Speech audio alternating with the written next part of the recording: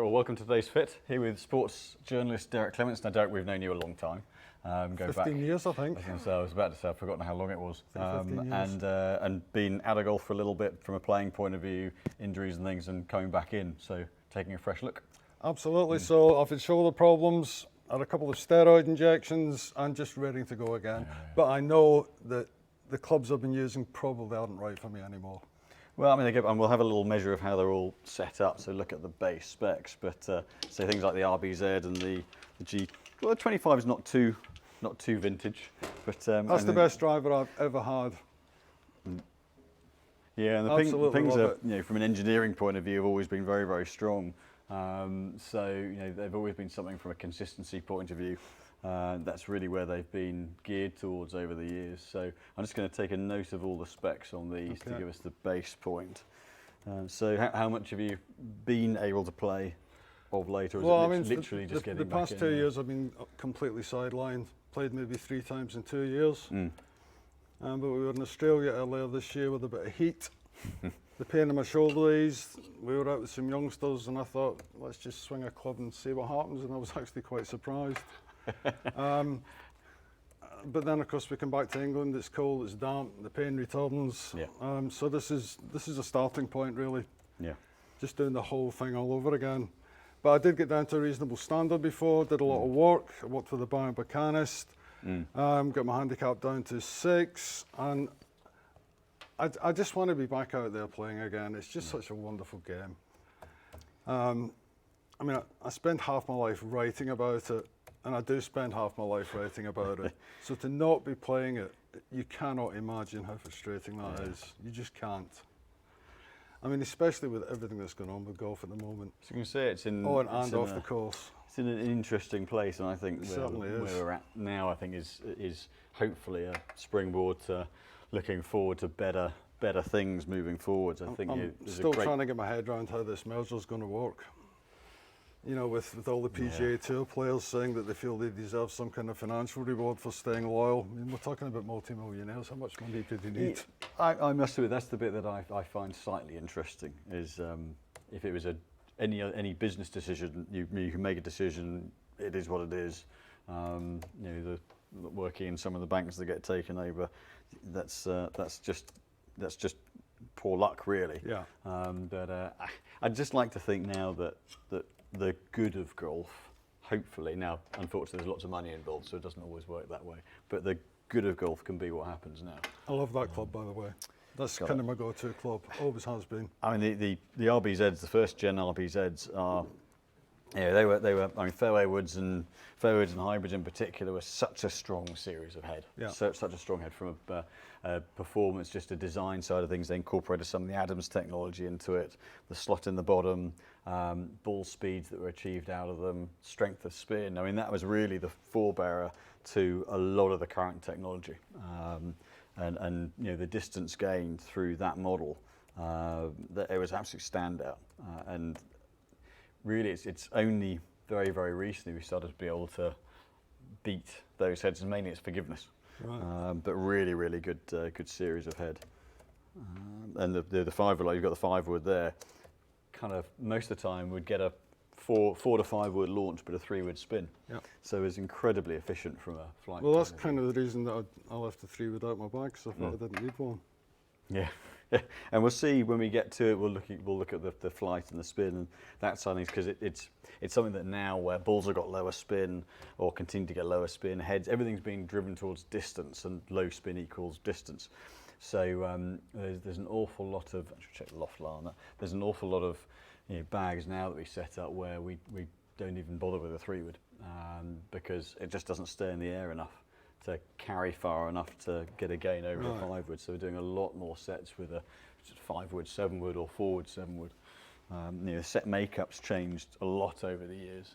These lofts that you're checking, are they standard from manufacturer to manufacturer? Sort of. I think we're now at a point where it's started to stabilise a little bit more, because they've got to a point they can't really go beyond. So when you think some of the 6-irons are now down at 24, 25 degrees, I mean, that's where my old 4-iron was. And this is what? Well, this one's 28.5. So I would say now roughly 27, 28 degrees for anything other than blade style clubs is relatively middle ground now. So it's still, you know, so in go back 15 years, that was very much 5-iron loft.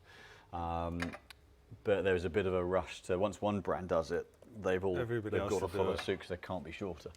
Yeah. So there's been a bit of a chase for launch monitor winning over the last 5-10 years.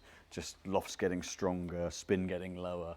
You know, as you put more tungsten in the sole, you lower the centre of gravity. Therefore, you strike it above the CG line, it gears spin off. So faster faces take a bit of spin off. So everything's been geared towards getting the ball to go forwards. And actually this year in particular, a few of the brands have said, actually we need the ball to stop. So Mizuno with the 923 high launch, TaylorMade with their Stealth HD series in the irons. I guess Ping have always done the retro spec lofts, but they're starting to recognise that not everyone, that some players need a bit of help getting the ball airborne. So that's probably the point I've reached now, Simon. Well, it's the point an awful lot of golfers have reached, is that there's only so low you can make the loft before it actually starts to hurt performance. And that's another. I love that club as well. Got it. And this one's the JPX gap wedge. Yeah. So generally, I mean, from a general game point of view, historically, sort of strengths, weaknesses, or anything in particular where you'd say you've always been more comfortable as a general rule of thumb? Mid irons. I've never really been great with long irons, which is why things like hybrids I've absolutely loved, because they're just so much easier to hit. Yeah. And you know, I'm not a snob. I don't have to worry about the fact that somebody next to me is hitting a 7-iron and I've got to reach into the bag and pull out a hybrid. As long as the result's okay, that's really all that matters. So I think Y Yang. Exactly. Beating Tiger at the USPGA years ago. I think that made a lot of golfers feel better about themselves. Absolutely. And naturally right-handed? Well, I'm left-handed, but I was taught to play right-handed, and I do almost everything, most things right-handed, because you just have to adapt when you're left-handed. So I struggle with things like scissors and can openers. Yeah. But I play, it's bonkers, I play table tennis left-handed, but I would play tennis right-handed. I've no idea why. That is an interesting one. It just feels comfortable. Play snooker left-handed. But I couldn't hit a golf ball left-handed to save my life. Just couldn't do it. Well, it's meant, I mean, there are definitely theories about top hand dominance. That's the hand that controls the face. Well, Mickelson's right-handed, isn't he? Garcia's left-handed, Spieth's left-handed. There are a real number of really kind of top pros who are, if you look at it in cricket, you get a right-handed bowler batting left-handed because that top hand's the control hand. Absolutely. So it's something you do see an awful lot. And ultimately, I think there's a particular there's not a particular absolute right or wrong. And so historically, a lot of players have played right-handed because there just weren't left-handed clubs to hand to use. So it was your only option. Back in the day, my grandfather taught me he was right-handed, so I was always going to play golf right-handed. Yeah. And would you be stronger one side to the other, or relatively, or not noticeably? I'm not quite sure what you mean. In terms of from a physical strength. Oh, sorry, physically. About 50-50, I think. Yeah, I remember playing back where I grew up playing. I had a friend of mine who he played golf right-handed, and I hadn't noticed that he signed his card left-handed. So I just thought he was right-handed, and then we went and played tennis, and I hit a shot to he started with racket as right hand, hit a shot to his forehand, hit a forehand back, hit a shot to his backhand, hit a forehand back. And I was thinking, am I going absolutely stark raving mad? But it's completely ambidextrous. That's a really good. Very, very, very impressive. Well, I'm certainly not that. So generally what the bit I've been doing there, measuring out here, is really getting the symptoms of the clubs that we've got here. So the base loft and lie on the irons, length, shaft type, swing weight. So really the impression of what they promote in their raw state. So From a fitting point of view, obviously there's ball speeds and launch angles and spin rates that are key. But over the years, the majority of the focus has been on flex of a shaft, kick points, things like that. Yeah. Whereas actually, functionally, the most important thing is weight, because the shaft doesn't bend anywhere near as much as, or the variations between flexes is such a small amount relative to what people have historically thought. So, a regular to a stiff is about 3% of the bending of the shaft.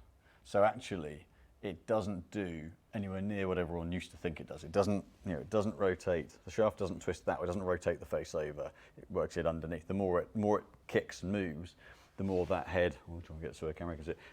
So it doesn't work around the shaft. It works that way. Right. So a very soft shaft will hit it a little bit higher and spin it a bit more. You may get a little bit of exaggeration a slight exaggeration on a face rotation, but it's very, very marginal. A stiff shaft, because it doesn't recover quite as much, doesn't pop the head under, doesn't pop it up as much. So, and it's a feel thing. So some players like that sensation of a bit of a kick, makes it feel like you get the most out the shaft, out the club. But other players, generally if your miss is left, prefer a tighter feel, because it feels like you can get into it a bit more without it giving way. But actually, the only thing that governs whether you are controlling that club head is the mass of it and how it moves with you. Everything else is relatively unimportant when you pit it against the weight of the club, because functionally we all move a certain way. We've all got a particular musculature, muscle makeup, fast twitch or control based, power based or control based, and the club's got to complement how you deliver your speed, how you develop your speed through the swing, and the flex of the shaft can't affect that in any shape or form, right, other than whether you trust the club and therefore complete the swing. So actually, how the club functionally moves relative to how you move, if there's a disconnect there, then you're going to have to compensate and use your hand-eye coordination to find the ball, rather than just stay balanced, turn, collect it. So it's a bit like the old prep school cricket bag, the SS jumbo that was in there. No one could hit it because it was just back there somewhere. And it's why we'll all, in pretty much every sport, if the stick and ball sport, implement-based sport you play, relatively the same balance point, whether it's a golf club or a cricket bat or a hockey stick or a tennis racket, will apply, because your musculature works a certain way. So that's why we focus a lot on the base setup and the weighting of it, because that's the bit that really dictates why you're likely to get on with something better than the other. Okay. So, for example, looking at the set makeup here, the ping driver is pretty standard length, just over 45 inches. Now, average length on tour is shorter than this, but for retail on a robot, a longer shaft goes quicker, so faster, longer. Right. But the balance, the swing weight, static balance, is relatively head heavy, up nearly D5. So D1 to D2, D2 to D3, that's it getting on a static balance a little bit more head heavy. And for each point is the equivalent to 2 grams in the head. So that one being up at D5, it's quite long and it's quite head heavy. And whereas relative to, say, the club you mentioned you like, the wedge, 50-degree wedge, the proportionate shaft weight is a little lighter and the proportionate balance is a little bit lighter. Similarly, of the woods, the hybrid is the least head heavy of the 3 woods, and that's the one you said you like the most. So there's likely to be a strong correlation on that front as to why you get on better with particularly those couple of clubs. The other thing is, so I have been out hitting golf balls again. I always used to be able to play a draw with that ping driver to command. I can't anymore. Okay. Everything's going right. Okay. So the bit in principle, obviously we'll see when we capture data with it, that would tally into that is, I'll also leave the head cover on because it'll exaggerate it.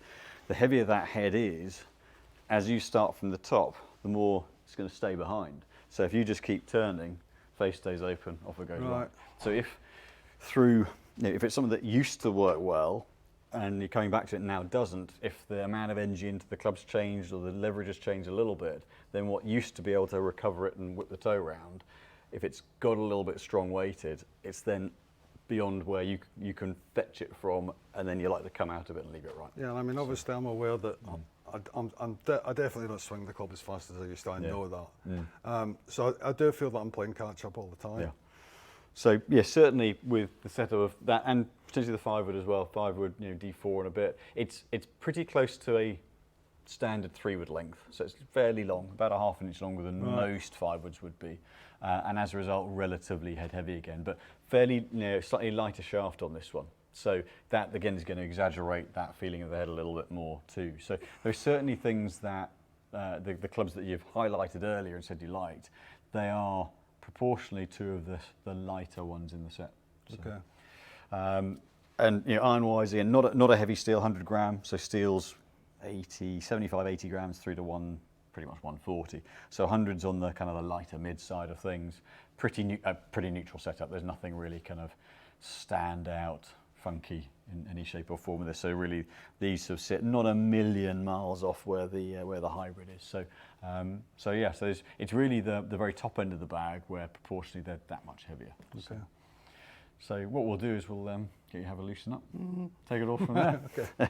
So grab any club you like to have a loosen up with. So if it's one of the wedges, we'll go off the front mat just because of the height. And anything as you've come back into playing, anything you found from a swing thought or a swing feel that It's just trying to find rhythm again. And I just know that's going to come with practice. Yeah. And once this pain goes, once I get myself sorted out with clubs, it's down the driving range really, and just hitting loads and loads of golf balls until it just starts to feel right again. Yeah, it's amazing how like when you come back to playing, it almost feels like someone else's body, doesn't it? Absolutely, it does. that kind of sums it up perfectly.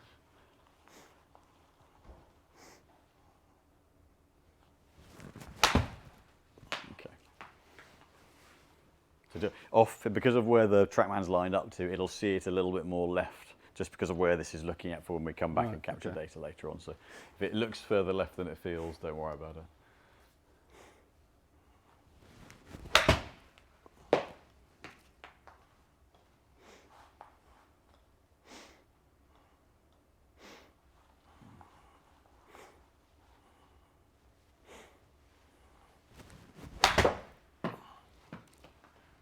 So where would you tend to be playing most of the golf you've been playing? Well, we've got a golf course just down the road from us called Dunstan Hall. I'm also close to Barnum Broom. Okay. And one of my friends plays there, so that may be what I head for. There's loads of courses in Norfolk, really good courses. Yeah, I've made the journeys up to the north coast of Norfolk quite a few times. Some great golf up there. Actually, one of my I'll come down with the next. One of my favourite courses, Royal West Norfolk. Never played it. One of my favourites. It's like stepping back a century. You can kind of see where they just went, right, that can be where the golf holes go. Yeah. And it's tidal as well, so when the tide's in, the marsh I've read about fills it. up. Yeah, I've read about it. Yeah, you can get stranded at the clubhouse, which is quite amusing.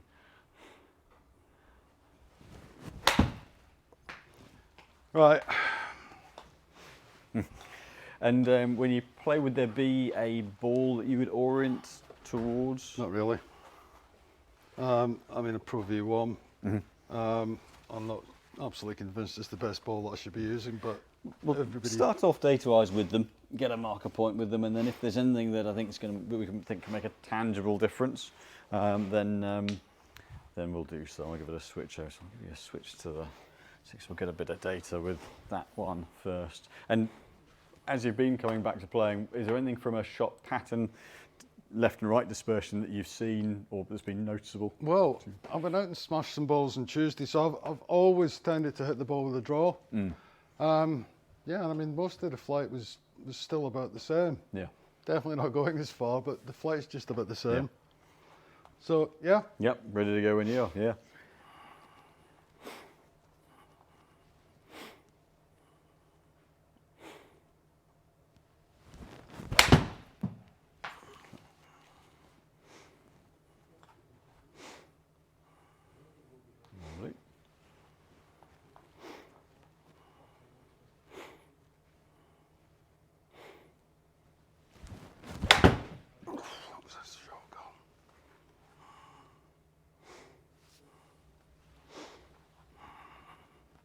Nothing funky path-wise there.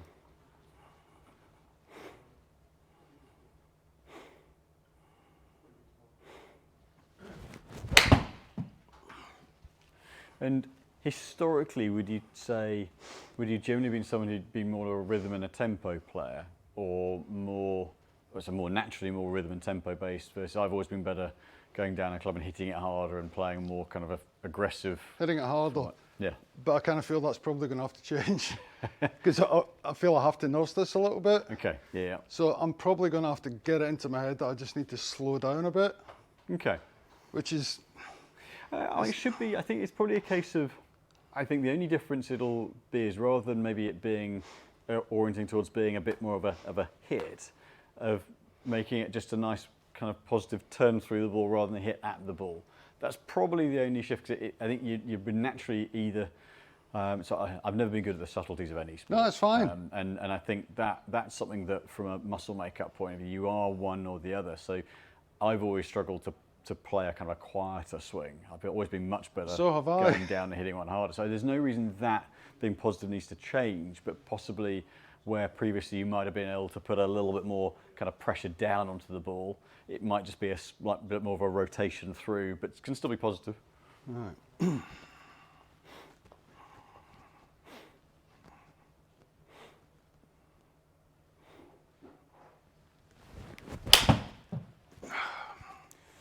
And I guess general mobility in terms of kind of the range of motion within the shoulders, is that restricted a little bit at the moment? No, it just hurts. Okay. But I don't feel restricted with it at all. Okay, great.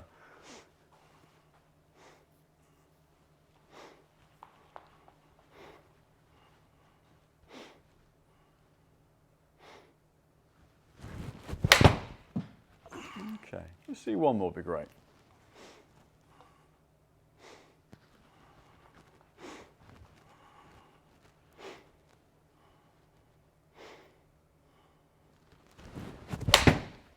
Great.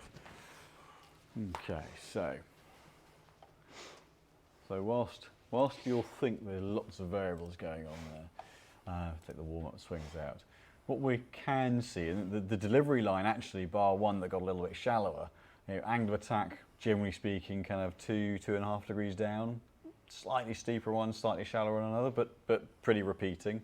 Again, path numbers, bar one that got 3 degrees out to in, 1 or 2 degrees, but actually the last two are dead square. So actually, the line you're putting the club on, really pretty orthodox. So I know you'd probably think those swings are really variable, but actually in terms of the positions you're getting into and putting the club into through the ball, really pretty similar. Right. I think what we are seeing, and it's quite interesting, those ones, let's go back onto this other screen, those ones that go left, they have that little bit of a smother over. I think what we're looking at is where the base weight's just a little bit heavy. So what that does, again, I'll just give you a visual. You mean the base weight of the club? Yeah. Well, that's what it feels. That's exactly how it feels. So if it gets heavy, as you start, that's the biggest change in force in the swing is that one there. So that's the biggest rate of acceleration. So if anything's going to break down, it's as you start down. So if it gets heavy, what happens is as you start, it's like chaining the club to the wall. It doesn't go anywhere. So you go, club gets behind you, and then it gets onto your back hip, and then you're going to come out of it. So if you're someone who's naturally a little bit more, has a little bit of hand action, has a little bit of kind of rotation through the ball, once it gets behind, it'll tend to flip. And particularly with the irons, driver, because it's that much longer, can get a little bit more stuck and then work underneath and stay right. But on the irons where the shaft's shorter, that you can recover it over and hit that little bit of a smothery one left. And so that second to last shot there, hit well, club path absolutely neutral, angle of attack in a great place, so that the delivery of the club's great. But because you and the club are a little out of sync, that club face gets out of control and then whips over. Okay. And that's where, if you're spot on, they'll be great. But if you get a little bit out of sync, they'll just bite hard. So it'll be good, bad, rather than good, sort of thereabouts. And so a bit of a miss is quite a lot of a miss. And so a little bit unrepresentative of where your swing's at the moment, because they're just right on the top end of what's physically swingable. So the good side is what you thought they felt like. Absolutely, to me, is absolutely where the issue is. It's just that there's just a lot of effort required to get the club through the ball. So that's really just a case of, and so in terms of the question you asked earlier about standards with golf clubs, head weights, particularly in irons, are where there is quite a lot of lot of continuity through the brands. Because a couple of grams either way can make a big difference to the way they move because of the acceleration rates and levers and meter long lever. A couple of grams at 0 to 70 miles an hour, it's a hell of a difference in momentum. Shaft weights are really where most of the timing elements controlled by. So that's really where we'll focus on first. Look at, we've got a start point of 100 grams here. I mean, graphite can go down to 40. So there's a lot of potential, whether it's in a steel, a composite, to get that weight down to a point where there's still enough weight to use to build speed with. So go too light and there's nothing to get any feedback from. Right. But light enough to come with you to accelerate, and that will be the first step. But swing line wise and everything, that's all great.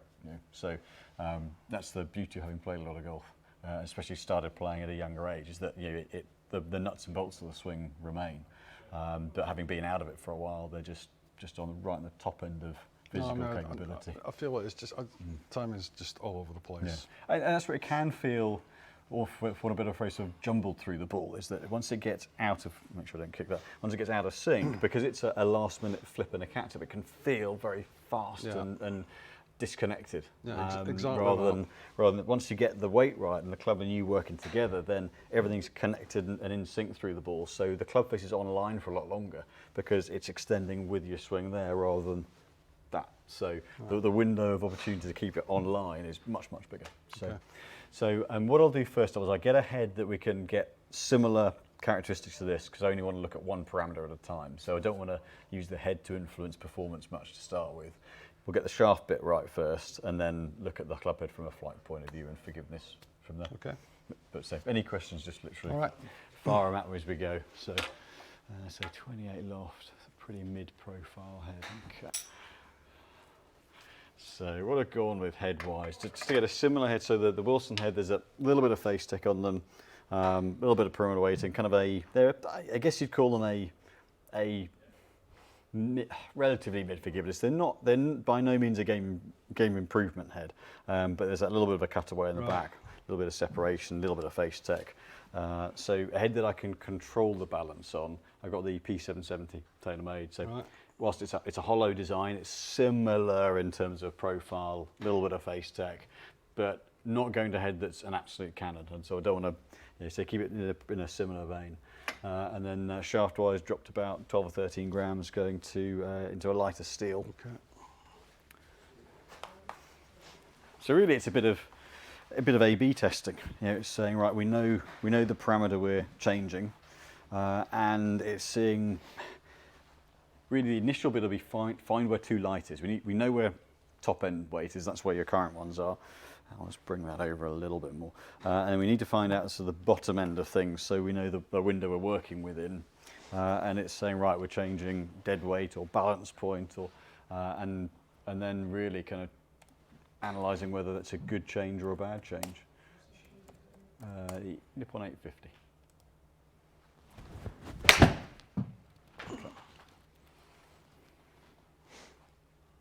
Okay.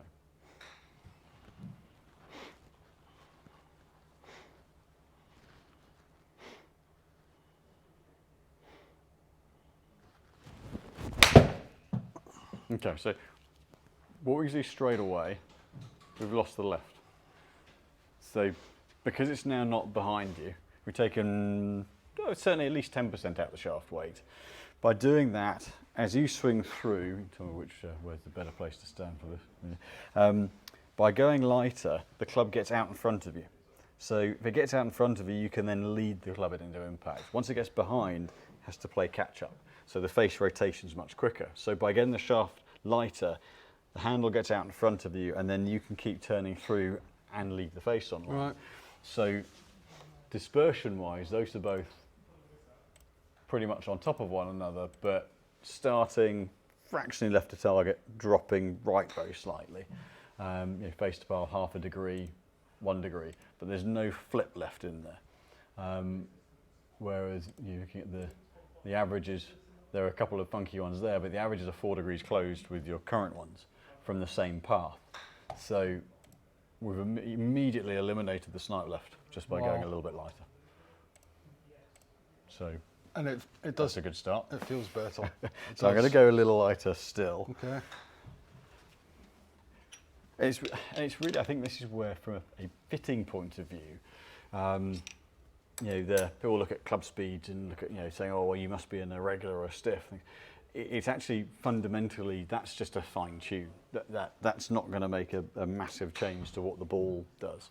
I think now, you know, go back 15 years, you know, then there were so many fewer options, and some of the only things to look at was the letter on the shaft, because you were at a 120 gram shaft or 130 gram shaft or the odd 110 gram shaft, whereas now we've got, you know, say 100 gram variation in shaft that we can put in. Suddenly that, well, not suddenly, it's just sort of happened gradually over the years, but now that sort of opens up the opportunities to fine tune weight, balance point, to functionally suit how you move. And so in every other sport, this sort of thing's being done. Just in golf, it's taken a lot longer, I think, relative to the amount of tech that's involved in the game to get there, because this bit's always been a relative cottage industry. You know, the fitting part of it is still very niche. It's still a small percentage of golf clubs are bought through a fitting. It's going up, but I think it's now at the point where we're looking at biomechanics and functional movement, and you know, from a swing technique point of view, the amount of biomechanics that goes into that now has helped our understanding of why certain, you know, we've debunked so many myths with launch monitors on how you create spin or why certain shot patterns happen, that we're now into fact rather than, oh, that looks all right, we'll pick this one because you swing it at 78 miles an hour versus 65. We can clarify why there's a difference because we know what's changed. You say, well, the only thing it can be is this. So it's helped get a lot more objective decision making about what's going on. How many different types of shafts do you actually stock? Ballpark. Ballpark. So driver shafts up there, we've got about 200. Now these are there are still multiple weights and flexes of some models, but we've got about 200 and just over 200 driver shafts on the wall. Wow. About 70 or 80 fairway wood shafts, 40 odd hybrid shafts, and then another 150, 60 iron shafts. But again, that incorporates different lengths. So yeah, it's a couple. It's mind-boggling. So you're going to find something for everybody. There's something for everyone. Yeah, I think that's where now fitting now, because we've got the breadth of options. Historically, it was always seen to be the preserve of the low handicapper, but the options were always the heavy, stiff ones, and the lower handicaps were the players who went, right, I know that's not me, it must be the club. Whereas your average 24 handicap club golfer who plays once a month thinks it's them, and they'll hit a good shot regularly enough to go, oh well, there you go, it's the archer, not the arrows. But I think now you can really show, and the bigger differences are generally the higher handicap, because they'll be further off what they need than the lower handicaps. Right. So the proportionate change is much bigger for the higher handicap. But there are now the tools to be able to there are more tools for the higher handicaps to see the improvement. It's mind-boggling. It really is mind-boggling. So I'll take that shaft weight change a little bit further. Oh, that's okay. Where do I want to go with this? Let's go into. Thank you. So we're going to go into a composite. So I'm going to drop. There's no point in doing subtle changes. We need to find. Don't need to waste swings. So dropping down to 75 grams. Go on to the Aerotech, the steel fibre, which is a true composite. So it's a graphite core, and it's got, I think we said 58 miles of steel filament wrapped around the outside. So essentially the theory of that is to perimeter weight the shaft. But what it does do is an all graphite shaft will swing, the balance point kicks back up the shaft quite a lot. It's a slightly bigger grip. I'll swap that grip over in a moment. Whereas this one keeps the balance point a little closer to steel. What I will need to do on this is just, someone who's used this before has got the bigger grip on, so I'm just going to switch this back, thankfully with air, so it will be ready in about 30 seconds. Okay. So I'm just going to switch the grip size back over.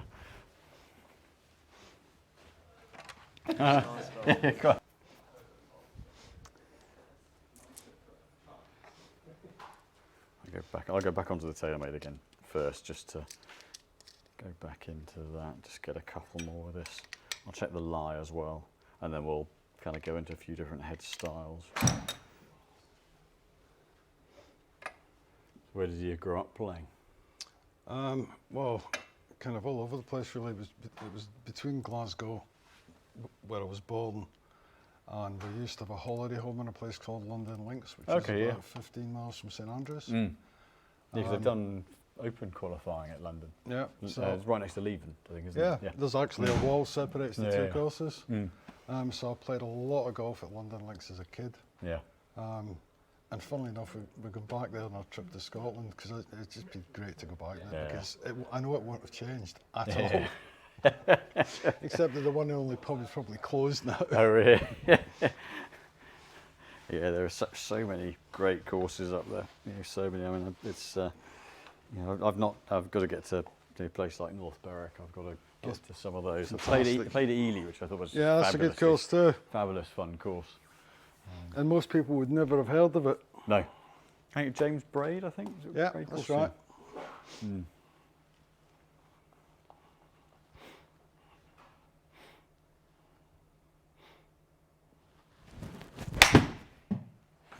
Yeah, it's interesting going back to it. I mean, the slight sort of break there whilst I was getting the other heads. It's a bit like being stood on the tee on a par 3 waiting and then going to hit one. The nice thing is we're straight back into that the exact same pattern of shot as the first couple you hit with it, but it's not got that drop in behind to it, and so I mean, it's interesting. You could say, well, would there be the chance of overpowering it as you get more back into playing?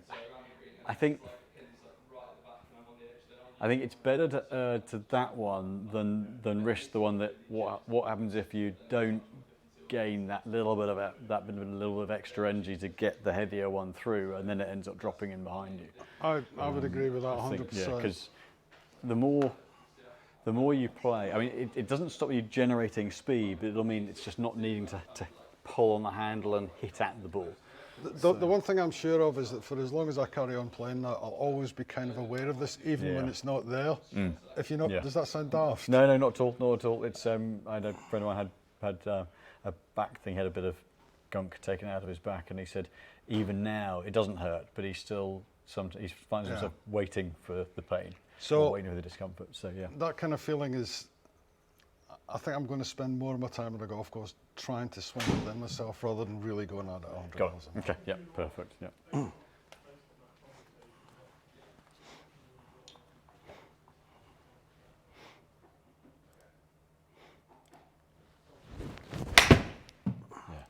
Yeah, it just looks like you can swing through it rather than have to hit at it. And so, you know, both of those, you know, face to par, you know, half a degree. I mean, that's all of 1 foot of shot shape, which I think we can forgive you for. This feels good.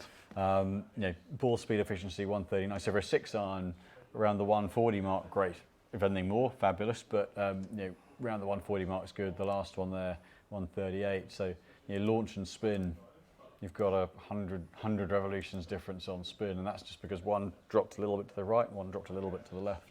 Launch angles identical, and you've got half a yard difference in distance between them. So yeah, definitely much happier going back to that shaft. I'm going to check the lie with this in its current format, which I'll do using a line. So not using the old lie board that we used to. Can do this using a line on the ball.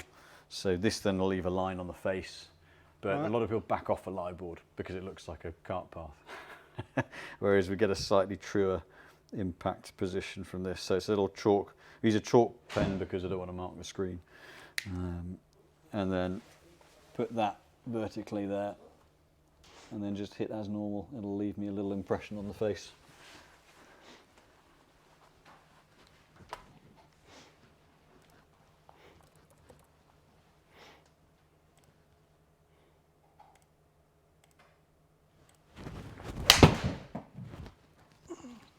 Good hit, just tug that over. I'll have a little look at this. So, yeah, so I'll show this to camera so you can see there, that line there. So it's pointing, it's a little bit slightly up, it's just pointing to the toe. I'll show this to, so where that So that's telling you exactly what? So it's showing me, because the line's pointing, is that visible? Yep. Because the line's pointing just a little bit towards the toe, that means that the club's coming in just a little bit toe up. Right. So in the same way that if it would mark the heel if you're using a live ball, because that's taking the contact first, on here it's just showing that the club's coming in just a little bit that way because the line's pointing to the toe. So we'd then just flatten it down by a degree to just square that off. And really it's not going to make a degree, even 2 degrees, isn't really going to affect the way the club head and the turf interact. A lot of the shot shaping is down to the fact that the more loft you go, it shows up more in wedges and things, because the more loft you go, if it's upright, the face points left. And if it's flat, it points right, so it gears the shot that way. Okay. You have to go a long way off on lie for the head-turf interaction to affect start line, because by the time the heel's grabbed or the toes grabbed, the ball's pretty much left the face. So it's got to be heavily off the lie for that to influence shot shape. It's more because of the loft, the direction of the face. Right, okay. So I'll just reference that. But I'll look at a couple of different heads. So I mean, this one as a start point, it's pretty good for performance. So ball speed, the efficiency is good. Smash is good. I'm completely comfortable with that head. Feels good, looks good. So it's really going to be, I guess, they're just going to be slightly different. I wouldn't want the spin to come any lower, but going to have a look at a couple of other heads just to compare with, but certainly a very, very sound base point. Okay. So I'm going to go to the Ping, the I230 first, which in theory should leave a little bit more flight on there, a little bit more spin. Very, very similar constructions. They're all the heads that I've got here to look at, they've all got a little bit of tungsten in the sole just to heel and toe to perimeter weight a little bit. They're all using the face just to get a little, not crazy amount, but just to help gain a little bit of ball speed. Again, lighter material, so that perimeter weight's a little bit more. But none of them are kind of a low spin cannons. That you don't need. Just so we want the ball to stop when it gets to the green rather than career through.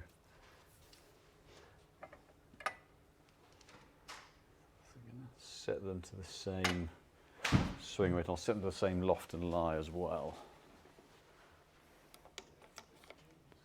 And that's very key thing to do, because if you're testing one 6-iron at 27 degrees and the other at 29, that's half a club straight away, and influences the spin rate and things as well. So at the very least, as long as you're conscious that the lofts are different, then you can allow for that in the data. Right.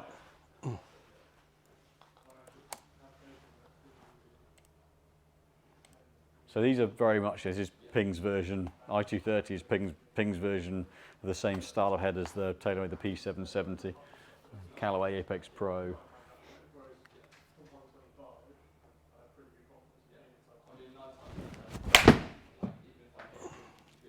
So it's going to be a slightly different sound, and whilst it means absolutely nothing to the ball, it's the feedback, it's the feel element to it. So because of the material that Ping have used in the back, very kind of light, essentially plastic in the back, it produces a slightly, trying my best, it's just a different note. The TaylorMade being complete kind of all metal construction through the back and the frame, it's a slightly higher pitched note than the Ping. So one's not necessarily better than the other, it's only better if you like the way it feels and sounds more.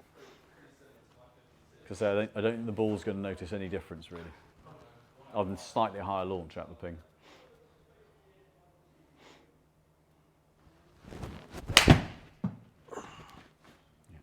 Ball speed the same. Yeah, so efficiency the same, ball speed the same. I think launch just a little bit. Yeah, those are slightly. Maybe, spin, maybe spin just a little bit higher. Launch pretty similar, but to all intents and purposes, we're looking at this. The ball's not going to know any different by the time it gets to the target. Right. Some of it's whether some players will have their brand preference, and it's no different than wearing a Ralph Lauren shirt versus a Boss versus. You've got to look forward to using them, and I think that's underestimated a bit. Is that there's got to be what I call kind of in-bag appeal. You've got to look at your bag and go, oh, I'm looking forward to hitting those, rather than, I know they work, but they're ugly. So very, very similar performance. I'll go through a couple of others just to see if that performance changes.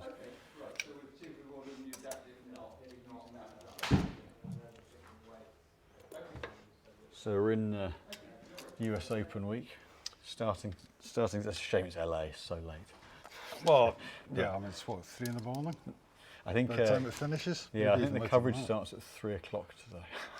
Yeah. So you're going to ask me who I think's going to win? Well, what do you think of the course? Well, the course, by all accounts, is absolutely sensational. All the players love it. I think Holden's going to win. Okay. Yeah. Oh, he's been up there. He's trending that way, isn't he? I just think he's an absolute certain major winner in waiting. I love everything about his game. He's got a fantastic temperament. Yeah. How he dealt with that 16th hole of the PGA. Absolutely. I mean, I'd have been beside myself. Yeah. Yeah. And US Amateur winner goes out as well. and wins 2 weeks later. Pedigree. Fantastic. And he seems like an incredibly nice chap as well. Yeah, In fact, he went and caddied for his mate in the tournament after winning. Yeah. I think, yeah. And he's a brilliant Arden player. You know, people talk about him not being a great putter, but you don't win as many tournaments as he has at such a young age if you can't putt. I think that's the thing. I think it's all relative, isn't it? It's all you get the. It's a bit like the people say, oh, Monty couldn't putt or Faldo couldn't putt, and you go, yeah, but if it's all relative. If that bit of your game is not quite as good as the other bits, it's because the other bits are extremely good, rather than anything else. So yeah, but he looks a lot. I think he looks a lot more assured this season on the greens than I've ever seen him. And I've also got a sneaky feeling that if he can keep his head together, Tyrrell Hatton might be there or thereabouts. Did you watch him at the Canadian Open? I didn't watch it live, but I did see the so he had a double bogey at the 8th after getting himself back up the leaderboard. And many times he would have just folded. Yeah. But he actually buckled down. I think he had 7 birdies after that. Yeah. 30. Yeah. When he goes on a tear up, he can throw in a lot in a row. Yeah.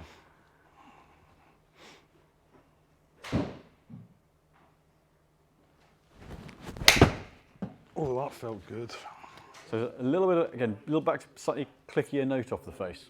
So forged frame, so slightly softer frame material than the ping.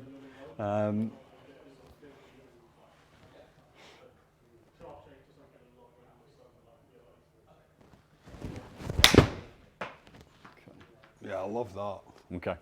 Yeah. So a hair more launched, but so this back flight wise more like the tailor, more like the tailor-made. Okay, that's good. I'll go. Absolutely go love to that one. Now the only thing with that, it is in a couple of months' time. I haven't seen them yet. They've done a good job of keeping them out of the public eye. Oh, so it's not in the market yet. I know it is. But it's at the very back end of its life cycle. So the Apex series are renewing later in the year. I have no concerns about that whatsoever. Still a great head. I mean, it's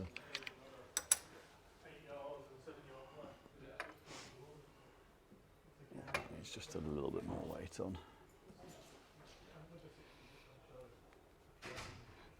So we've managed to get, for purposes of during the fit, lighter's easier than heavier. So we managed to get slightly lighter heads from the brands to then weight them up. Right. So whilst it looks like we're putting a load of weight on, it's only a few grams. It's easier to add weight than to. If the fitting heads end up heavy, then it's an absolute nightmare. It'll be interesting to see where this one comes out from a flight point of view, because it should be a slightly lower flight. It's whether it retains the. It's whether it retains the spin.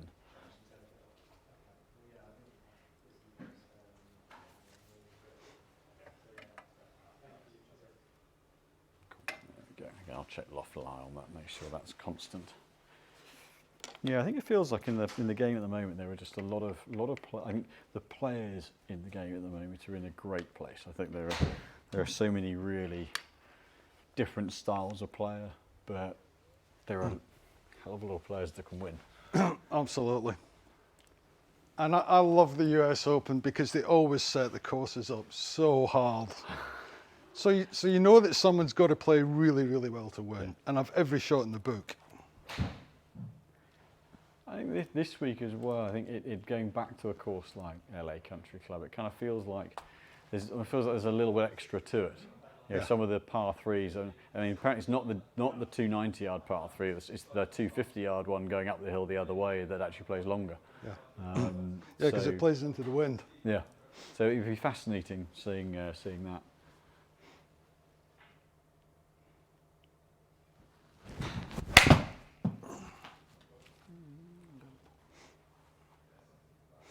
Okay, I'll see one more.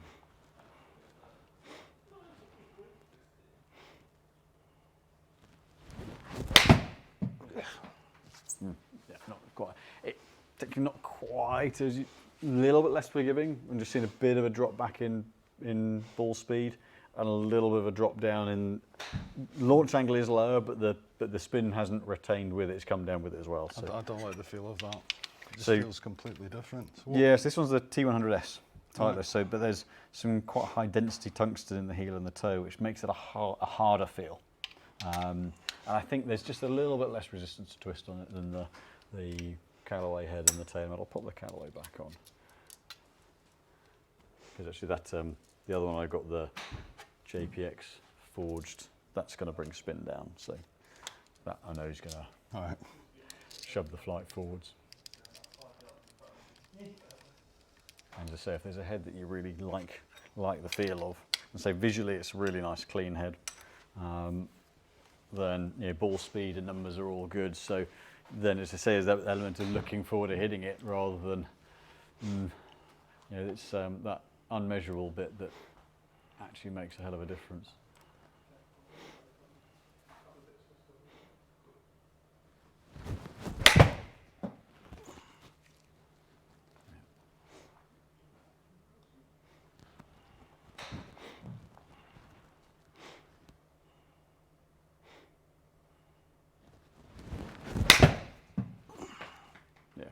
Ball speed.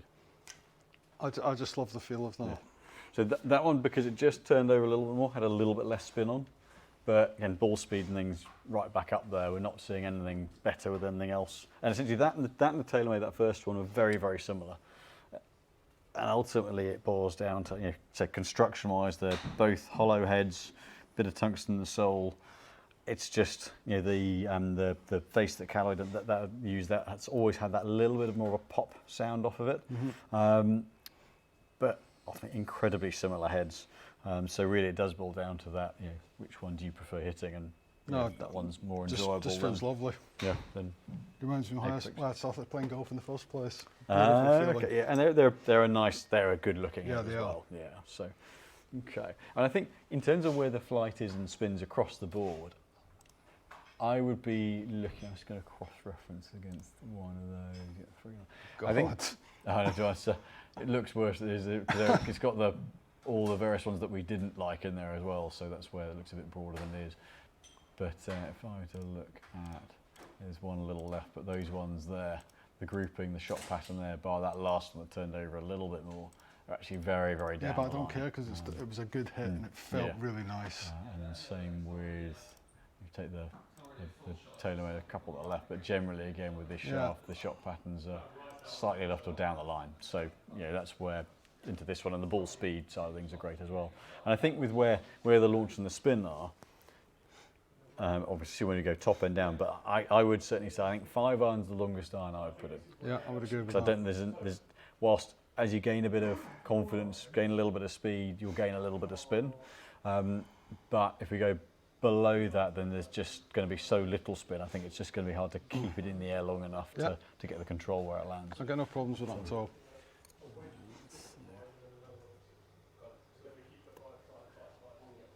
Log those bits into here.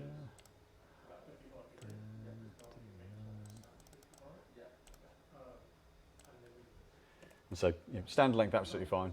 It's actually, I guess, standard length now versus it's crept up very, very slightly, but a lot of the time we always used to find ourselves going longer than standard, and then they made the standard length 37.5. Nice posture to that. Don't need to take it any longer. And equally speaking, don't need to take any short. It's actually, it sits in a really nice window from a posture point of view. They don't need to change that. Swing weight is there. So in terms of base swing weight, D0.6 sounds a little on the lighter side. I guess what we're getting with this is the weights in the bottom half of the shaft, bottom third of the shaft, rather than loading the head up with weight. So, and that's where if we just load the head up, then it's exaggeration instead of lead ball into a piece of string, it can get a bit detached. Whereas this one, the weight's flowing through the whole bottom quarter of the club, which is why that shaft in particular stood out. So we don't need to push the swing weight too heavy because there's naturally weight in the bottom part of the shaft. So, and loft, it's exactly the same. It's exactly the same as yours. So 28 is basically exactly the same as yours. So we don't need to change the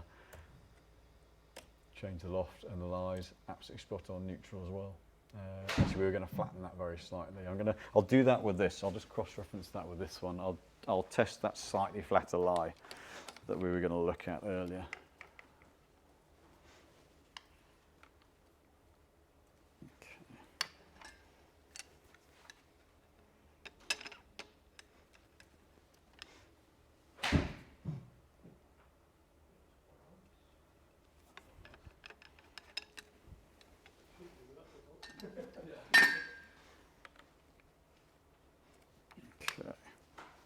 So I'll just do that same test with the line on the ball again with that one.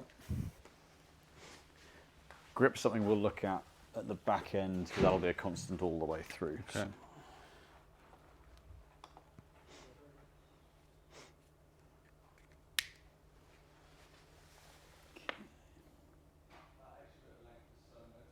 Great, lovely.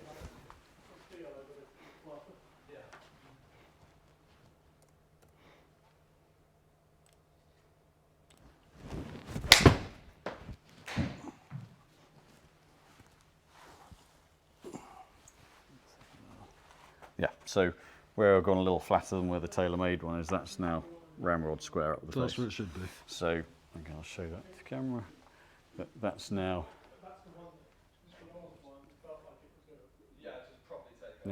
dead square up the face. Yeah, rather than pointing towards the toe.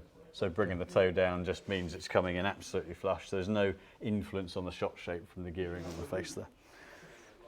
And that applies, in terms of shaft head combos, and balance, that applies through the set of irons, because the full swing irons, since you've got a progression in shaft weight very slightly, so they go hair lighter into the longer irons, and they progress about a gram and a half per club into the shorter runs. So you're creating a progression weight. So again, as you go into the shorter clubs, it helps to drop in, it helps keep the club, effectively keep the shaft the same weight through. So for the fuller swings, we're trying to generate speed. That can extrapolate out across the whole set. Right. So we don't need to be testing a 8-iron shaft and a 4-iron shaft, things like that. So we can use that across the whole set. So iron-wise, main body of irons. Excellent. Essentially, we're looking at about 10 grams lighter. Right. 10 grams lighter. Swing weight's about 1.5 points lighter. I think I'm pretty certain, yeah, these are a true 10. So these are based around the XP series, which is looking at the step patterns. So it's really, it's not a wildly different balance point within the shaft. It's just that dead weight coming down, which then allows you to keep your body rotation, the club in sync, and the club dropping into the slot. So it's just taking the edge off them to make where your best shots are, where those just a darn sight more achievable. Good. So yeah. So that's the irons. Fabulous. Wedges we'll do at the end. That's the least effort required. So, do you want 5 minutes or so, or do you go straight on? Yep. Grand. So let's go right up top end. So reason we go to top end next is then we can work out. We know where 6-iron, 5-iron are going to get you to based on that data. You can then say, right, driver to work out top end, and then we can graduate back and then work out a structure of distances and shot types between driver and longest iron. Okay. So a club you used to love. Yeah. Tee height, we can go a little higher or lower. So if you want it higher, then it's just anti-clockwise and lower clockwise. So no, that's about right. Just change this over to be logged for the driver. Great.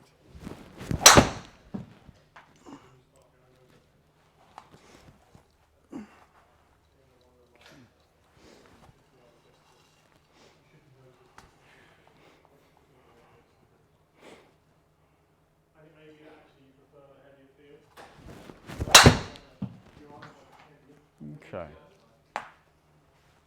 And Jody, would you say flight, from a trajectory point of view, when it goes well, is it in a good flight window? Is it high, low? Are you kind of happy with where the trajectory is when it's a good one? It's now going higher than it used to. Got it. Okay. Yeah. Do you want some more? One or two. Yeah. One or two. Yeah. Certainly, launch angle is high-ish.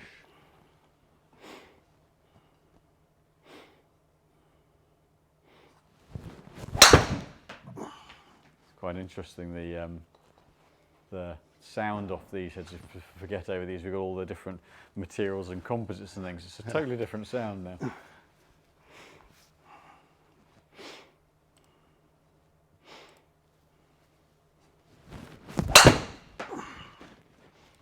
Okay.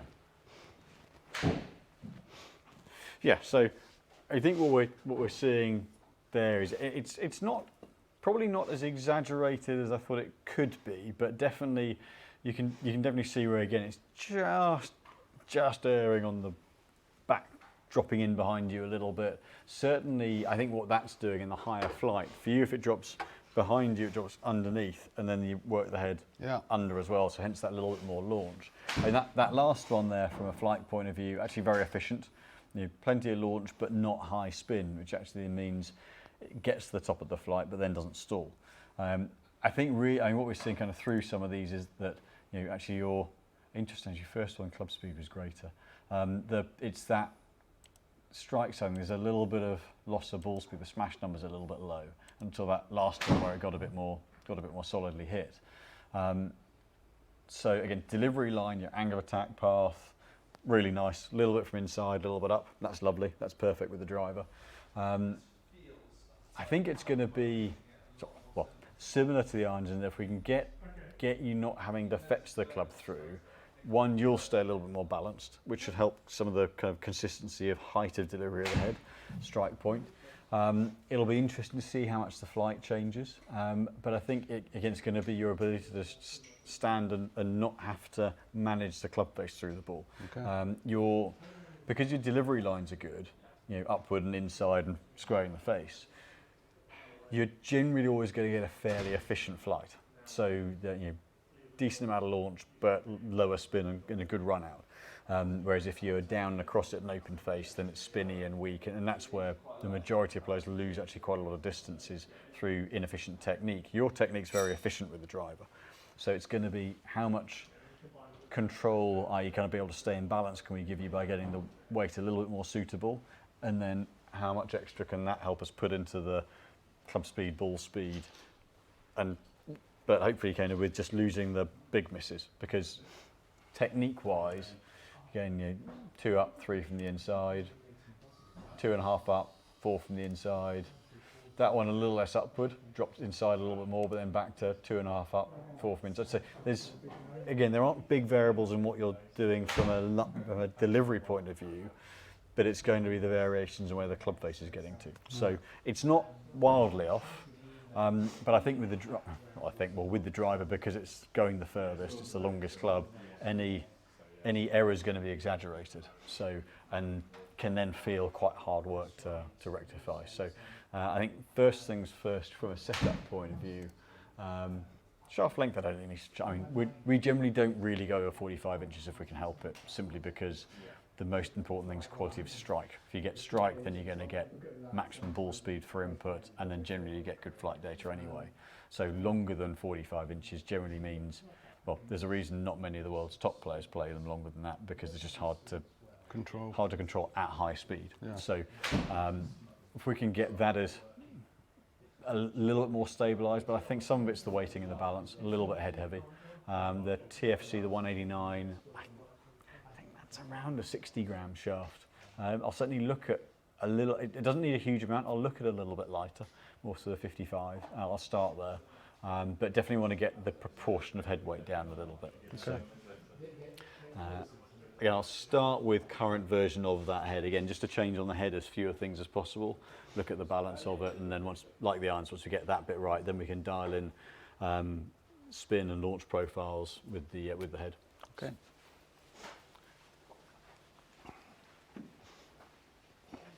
All right?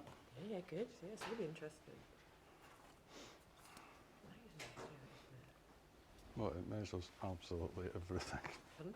It measures everything. Yeah. Very sweet. Somebody getting off this high stool.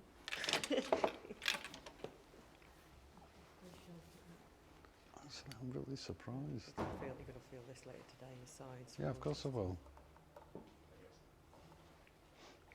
Oh, look at those. So all of them, or just Wow. So driver, so the irons are sorted now. okay. And so there won't be a lot of bounce on those. So it's the driver, fairway wood, and utility, and then wedges. Wherever they be, I mean, they better look used. So I now understand why this takes 3 hours. Clearly loved.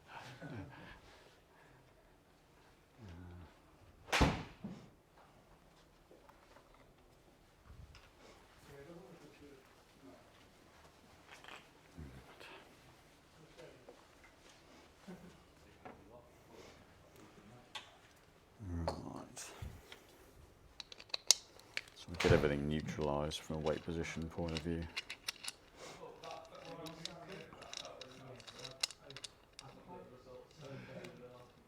So golfing on the trip around? No, no, it's just I want to take my wife to where I was born, and she's only ever been to Edinburgh, so it's just a proper sightseeing trip. Yeah.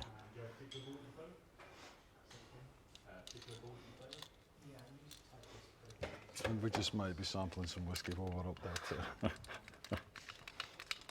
Possibly. Kind of feel it might be rude not to. You ever played King's Bardens? I've done. Yeah, we've tried a Incredible few golf times. course Yeah. that is. So do you know the story behind that? Nick Farder was flowing over that piece of land, and he said, "You'll never in a million years get a decent golf course out of that." So he turned the job down. Oh, really? Yeah. And Kyle Phillips? Yeah. Fantastic golf course. Yeah. Because am I right in saying there's a bit of it that's had golf played in it for a long time? I think Yeah, a very small part of it. it is very, No, I just, it took my breath away. We had a glorious summer's day. yeah. Purple heather. It was just like, I've died and gone to heaven. And I think what they've done really well with it is it's a very user-friendly course. It's not a brute. It's very playable. Yeah. And if you hit the ball in the right places, you're going to score well. Yeah. It's and that view down the 12th hole. Just great, isn't it? You just stop and take it in. And in some respects, it doesn't actually matter if you're not playing well.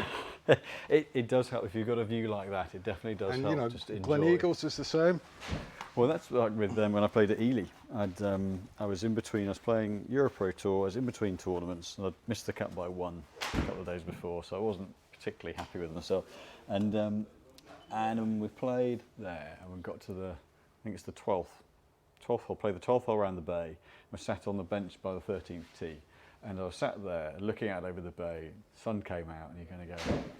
This is not a bad Monday This is why I play golf. It's not a bad Monday morning. Yeah. Yeah.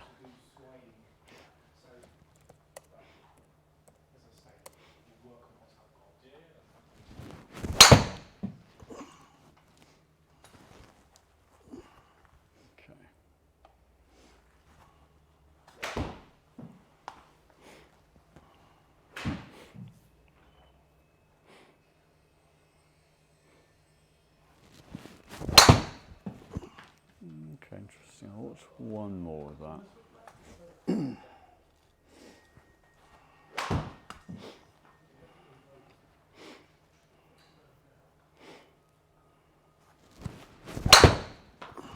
Okay, I think that's a little bit light. I'm going to push the weight back up a little bit more. Actually, thinking back to the G25, I think that's more like a 65 gram shaft. I think it's a little bit heavier. So I went down to 55. I think it's just a little bit too light. Okay. You can just see it, just get a little bit of a flip onto it. Yeah, it's a wonderful stretch of golfing coast. That absolutely is. There's the. Is there another course? There's another St Andrews course just been built.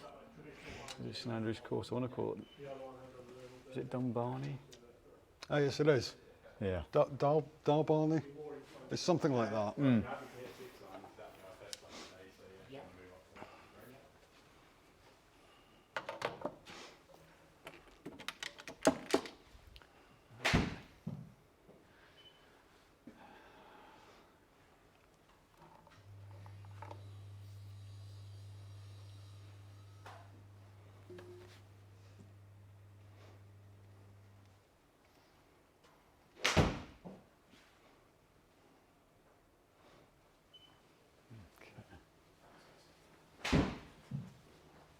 Pushing it up another couple of grams.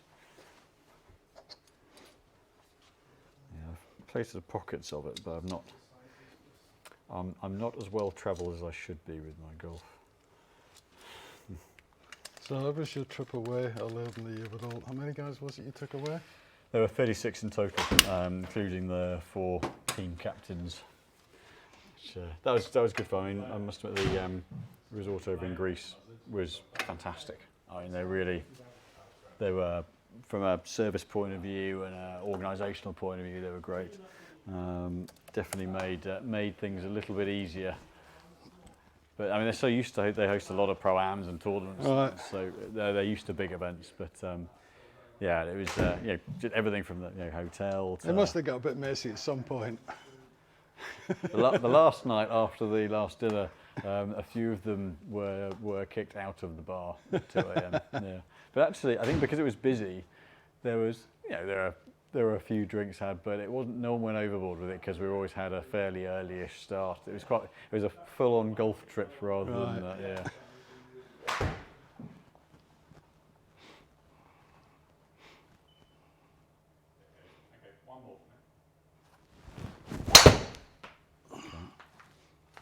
That looked better. Okay, interesting.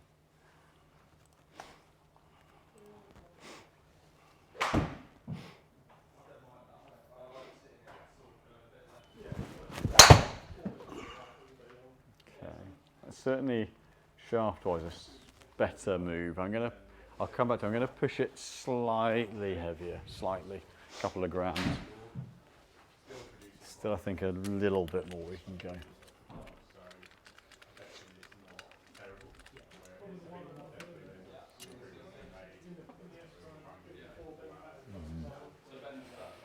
Couple of grams.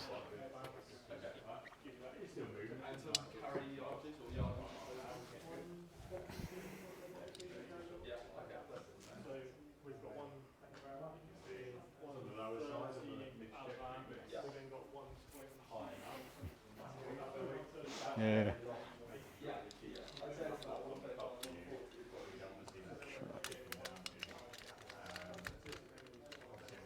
Fairly bright, this one.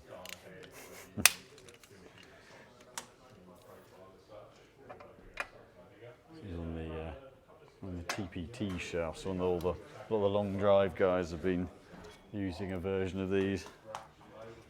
The 18 low, so 63 gram low. Sorry, 58 gram low. Okay.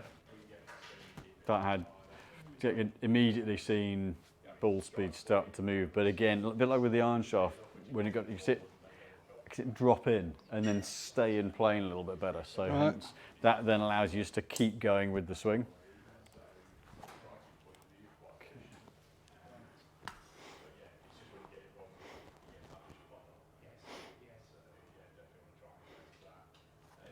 Okay, I'm just going to tee it a little bit lower.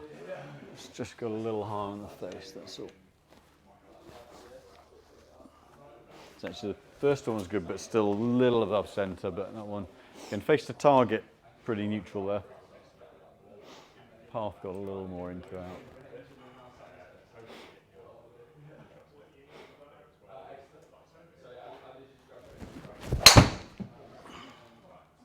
Interesting.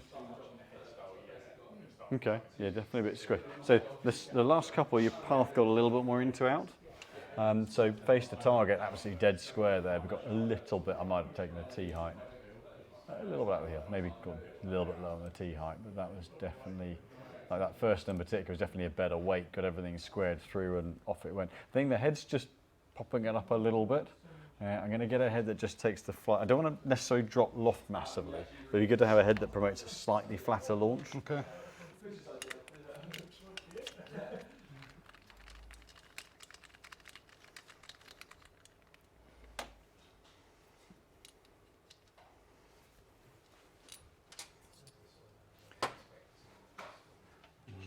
So when did you play in the Europro Tour, Simon? 2004. Right. And it was thoroughly unsuccessful. Well, at least you tried.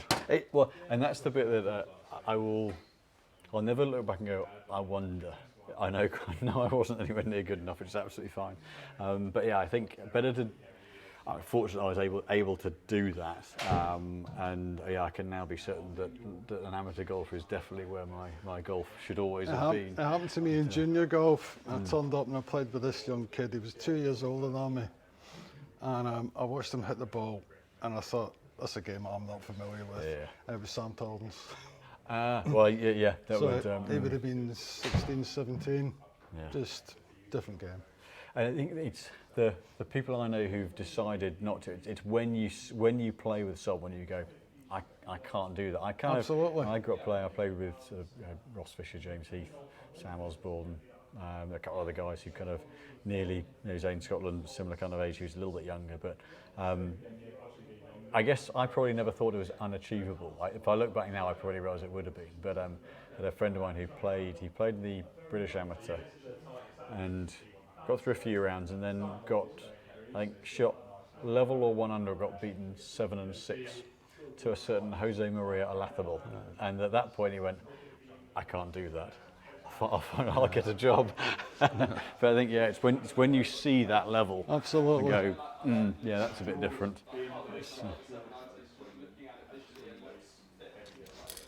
Yeah, they are. I think that's something that I think a lot of us don't really. I think it's hard to appreciate because you see it week in, week out, but how good they really are. Like that course this week, I don't reckon any solid scratch amateur golfer might not break 100 round there. Well, I'll tell you a story. When I was at the Sunday Times, our chief sports reporter was a guy called David Walsh. He's the guy who broke the Lance Armstrong story.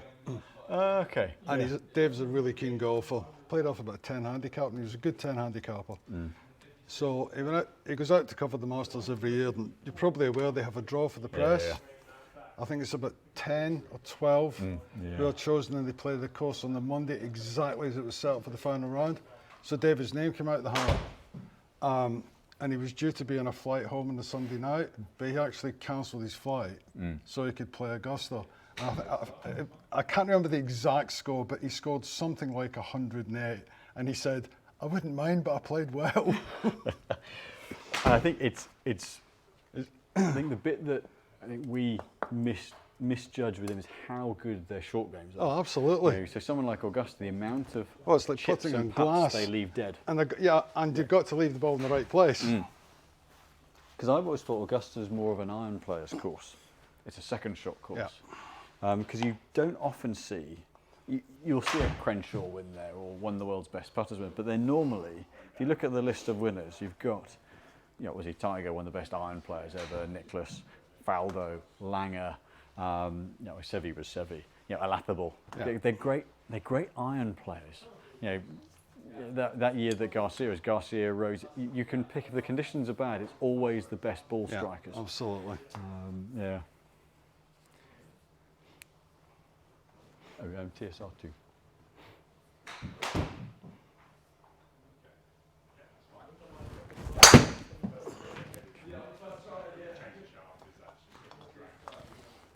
Okay, so the reason I went to the TSR2 is it's where historically the TSI2 produced a little bit more launch. TSR2 has brought that flight down a little bit, so it's lower. It's got lower spin than the Ping. So I don't necessarily want to take launch angle down much, but I did want to bring spin down. Okay. A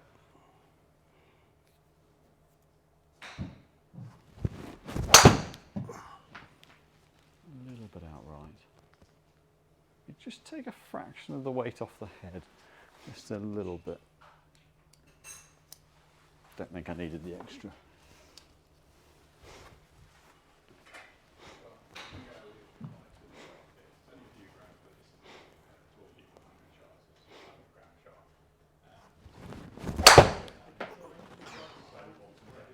I think a little higher up the face, but squared off better. So path's a little bit into out. So that's just a straight push up the right hand side. So I don't mind that because it's not shaping there. I think we're still seeing it it's just very slightly higher up the face. So T height can come down a little bit, but it's not. The Ping head was getting the spin going up a little bit, and where you generate plenty of launch, that's absolutely fine as long as it's not with spin. So we can get it to the top of the flight, but then forwards.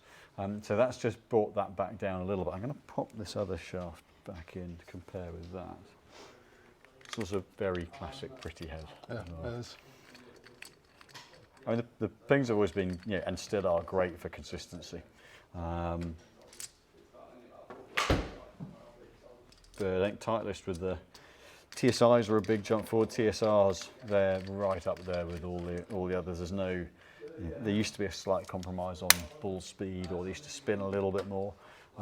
Whereas this series they've really improved and up there with everything else from a speed and a distance point of view. As long as they suit you. So why have you put the weight back on this time? Is this because for of the shaft? This shaft, I just want to bring the head weight out just a fraction more.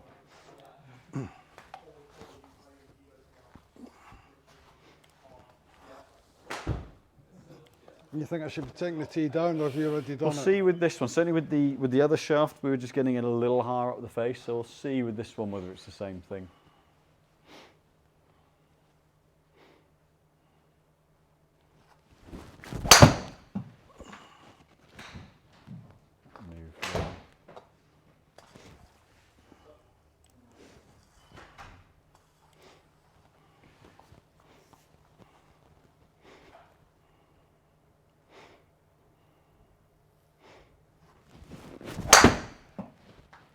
Yeah, not quite as good. It's just not quite taking you into the bottom of the ball slide as well. So you can see spins popped up.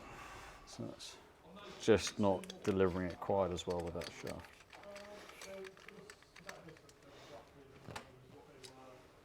Right, I'm going to get one. I like where that one is. I'm just going to get one other to compare with.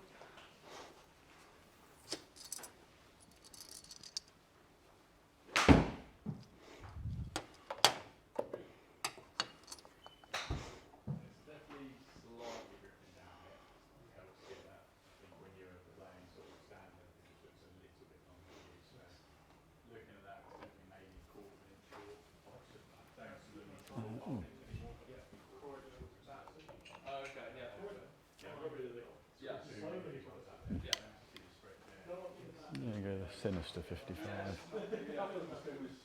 Something a little. It's actually a very, very new shaft, this one. So some of it I partly would like to see what happens because we've only been in a few days in the demo round. So, principle.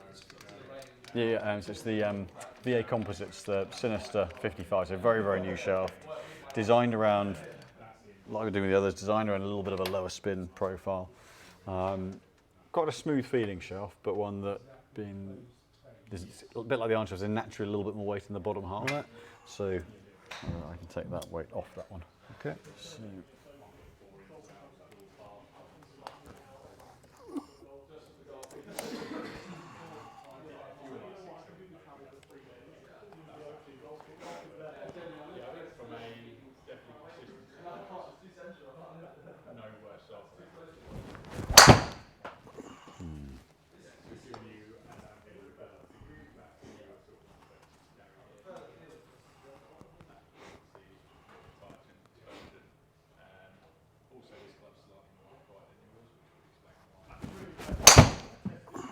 just having affects that a little bit.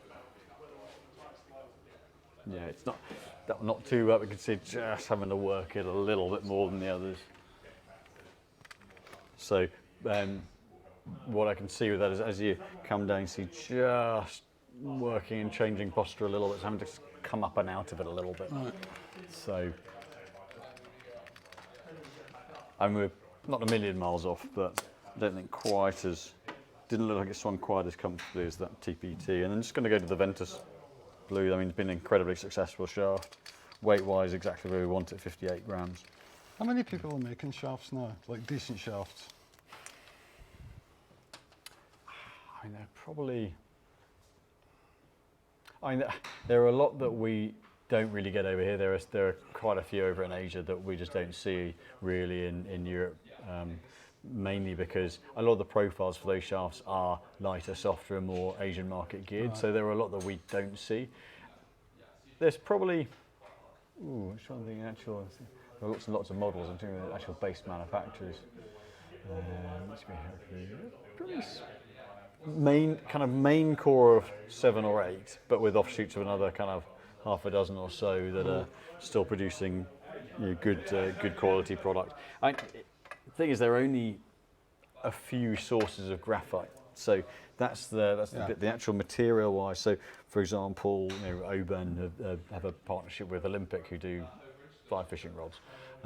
So they produce the graphite, and then Oban will, as VA do, will source their graphite from a particular kind of partner. Mitsubishi are one of the very, very few who are completely linear, who make the pre-pregs, make the materials. They've got so many different arms to their company. Mitsubishi Chemical is just massive as a company. They're one of the few who make the graphite themselves. But there aren't many who actually make the raw material. Right. Yeah.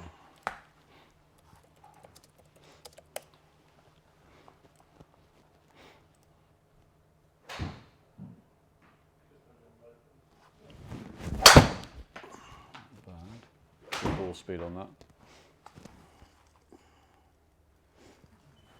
And I think the thing now with shafts is, there's one of the guys who runs one of the company said it's a 46-inch tube. There are only so many ways you can make it bend, and there are only so many things you can do structure with them. But actually, as materials get better and better and better, they can go thinner with the layers, and then they can do a little bit more with torsional stiffness, kind of like a zonal stiff, so where in the shaft's stable. They can manage that better and better and better. But with that, then prices go up and up because the quality of the graphite and therefore the amount of graphite in the shaft gets more. So, yeah. You can put some pretty expensive drivers together now.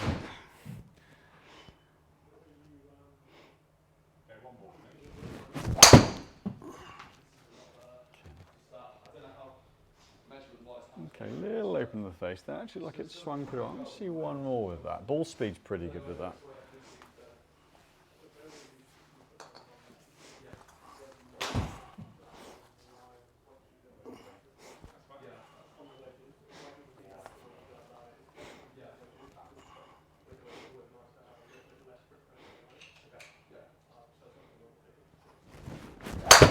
Swing. Good line through. Okay. Should find that one. There's a friend of mine who says, if that's what you meant to do, then great. Yeah. And that one, I think it's still maybe slightly higher on the face. Yeah, a little bit. So there's a bit more ball speed to come out of that from it just getting a little lower down the face. But everything lined up. You could see everything really nicely connected and stable through the ball. That feels nice. Let's pop this one back in. So these two are identical. It's 58 grams, both of them. Both, so again, TPT, Thin Plytech, they're another company that utilise very, very high quality, lightweight graphites. They made some of the materials for the round the world solar powered plane several years back. So back into the TPT.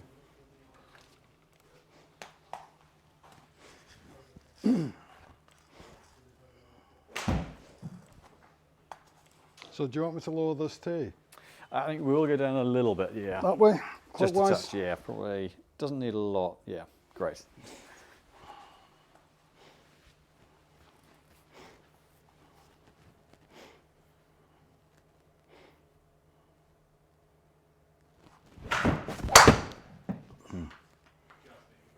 It's interesting going back, that looked a little harder work. Let me put the other one.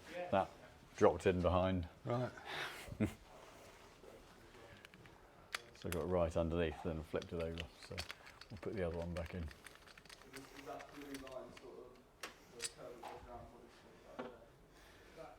You've seen through your journalistic career quite a lot of change in the world of golf, sports, journalism, everything. Yeah, absolutely. I mean, it's almost all done with mobile phones now. And the biggest change of all is when we interview celebrities, we now almost always have to credit some kind of product on the end. Really? Okay. Because they're all sponsored. Yeah. And I never thought I'd see that day. And literally, it's a condition of being allowed to publish the interview. We don't publish the credit. We don't get the interview. Horrible. And of course, everything's done online now. Yep. Yeah.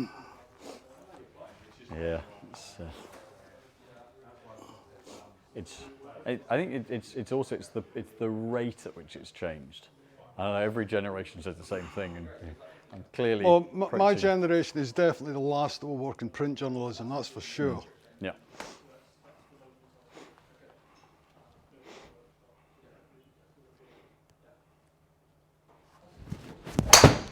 Yeah, straight away, better ball speed up. That feels good.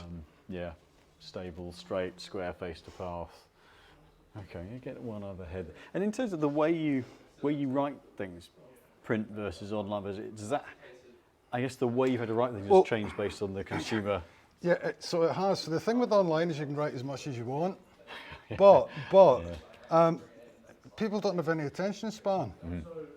So it's all about short, sharp, loads of graphics, moving images.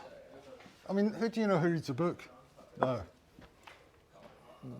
Me, but I'm 43. No, but there's very few. It's true, yeah. You know, people in the 20s. Well, you say everything's on.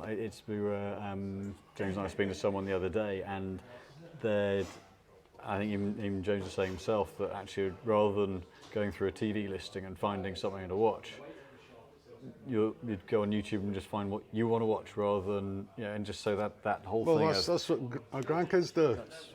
Just on yeah. It's fascinating how it's doing all of this changed. stuff.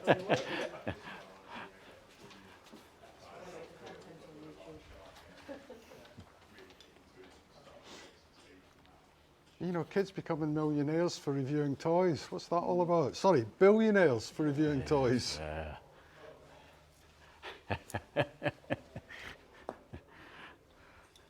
Although the access to amusing dog videos is much better now than it used to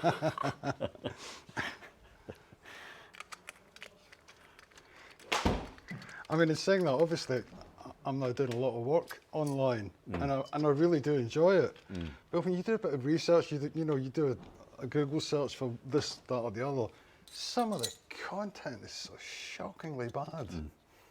Well, there was where my wife and I were at the weekend. There was one of the sort of the varsity matches in one of the different sports, and there were a load of. I think there must have been sort of postgrads from Cambridge there, and we overheard one of them saying, "Well, basically, you just get AI to do it." And I'm like, Christ, technically the greatest minds we have. I know. Now just getting a computer to write it for them. Yeah, well, I guess it's. Well, there are programs that will write a novel for you if you just give it a basic plot.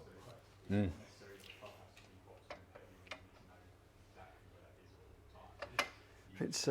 I'm glad I'm in many respects. Actually, I'm glad I'm of the age I'm at, because I think now there's so much pressure to be online. You can't miss anything. You can't afford to not be online and see something. And whereas, we could get not invited to something, wouldn't know about it. Yes. But I think it's an incredible pressure, I think, on the younger generations now to the fear of missing out thing is massive. Yeah. Aerojet.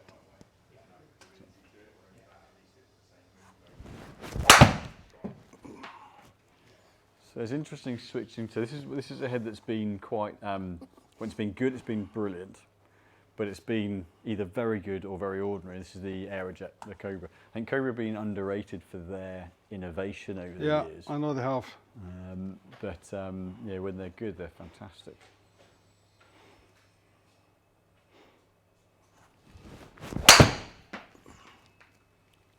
Okay, yeah, so a bit of a harder sound. It spins in a good place, but ball speed's not quite so high. So I think we're going to see, I'm going to get one other. I'm going to compare with the Stealth too. Okay. But the Titleist, from a balance of ball speed, consistency of ball speed, stability of flight, and it feels good, is in a lovely place. So I think we'll compare the TaylorMade. So you're looking at heads that we don't need to take loft down to get spin down. Okay.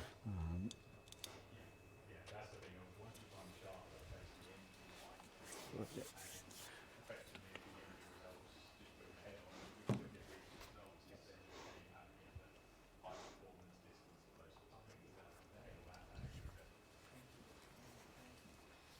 So again, the standard Stealth 2, so not the Plus, just the standard model.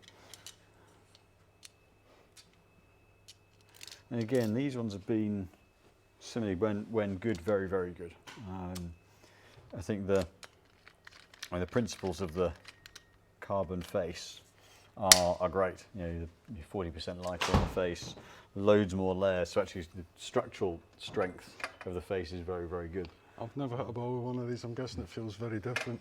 I think, not as different as we certainly initially thought. We thought, because you'd probably go back to things like when Callaway did the C6, it was all composite, and it sounded like a wet sock. It had no real kind of pop to it, whereas actually the composite face on this, last year when the first gen came out, everyone who hit it was really pleasantly surprised that it wasn't dull. Different but not dull.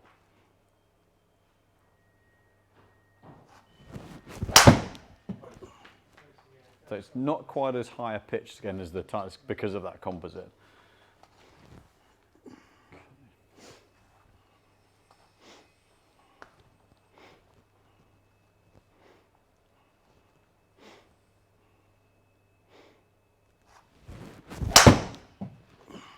It's well hit, so it'll be interesting to see where. Okay, so it just knocked the flight down a little bit more versus the Titleist. I could loft it back. Well, it's not outperforming where the Titleist is getting, and this then becomes back into the looks, the sound, the feel being important to it. I can loft that up a little bit to get the flight there, but yeah.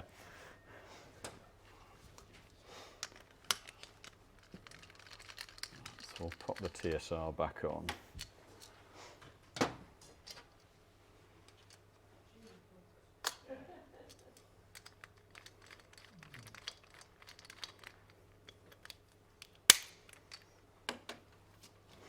There we go.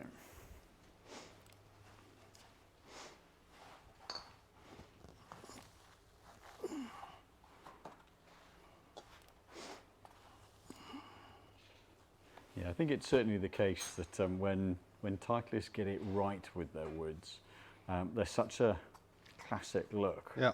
There are lots of players that always wanted to use one, but actually with the data side, we've historically found more reasons, not more reasons to not use one, but it's been harder to get it to be the best performing one. There's generally been something that's slightly outperformed it.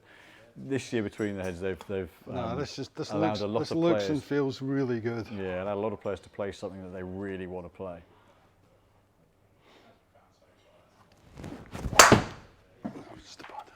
Just that tee. I think it's interesting. Maybe just a little bit. The tee does sometimes vibrate and move out a little bit. I'll just push that back down a fraction.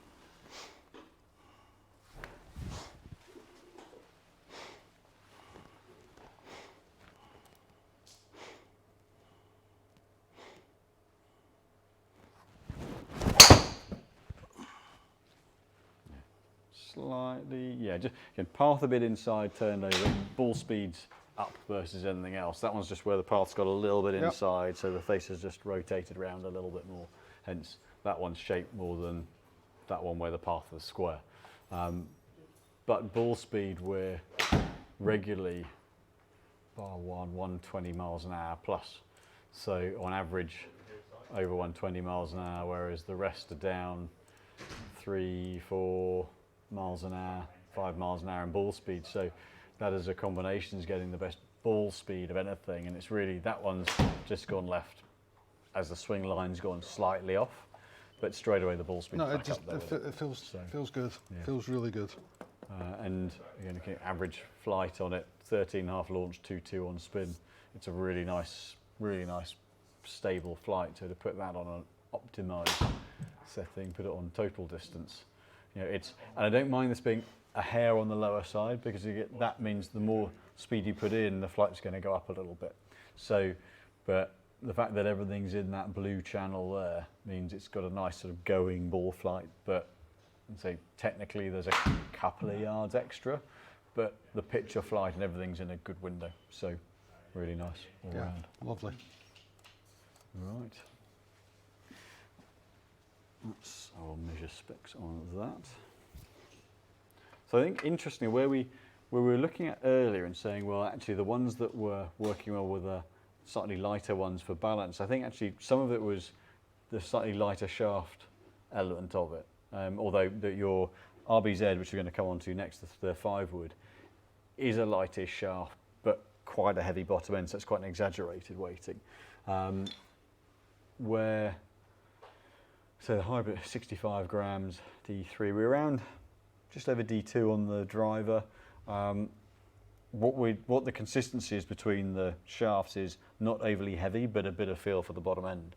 And I think where driver 5 wood we're at, iron's just the base weight a little bit heavy, but driver 5 wood probably just a little bit exaggerated in terms of head weighting, and driver a little bit on the heavy side shaft wise as well. So driver and iron's actually quite consistent, just dropping a bit of shaft weight so that you and the club are a little bit more in sync, but not losing feel for the club head.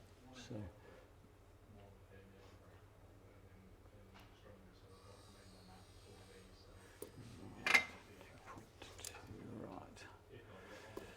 Okie dokie. Let's see where. There were a lot of years where I would see one of these head covers and go, oh no, I can't beat that. So it was just a head. The original RBZ series were. I saw the other day it was Justin Rose talking through his bag from his US Open win, and I think it was the stage 2 version of this, but when he took the head cover off, he still looked at it and went, man, that was a good fairway. Such a good design.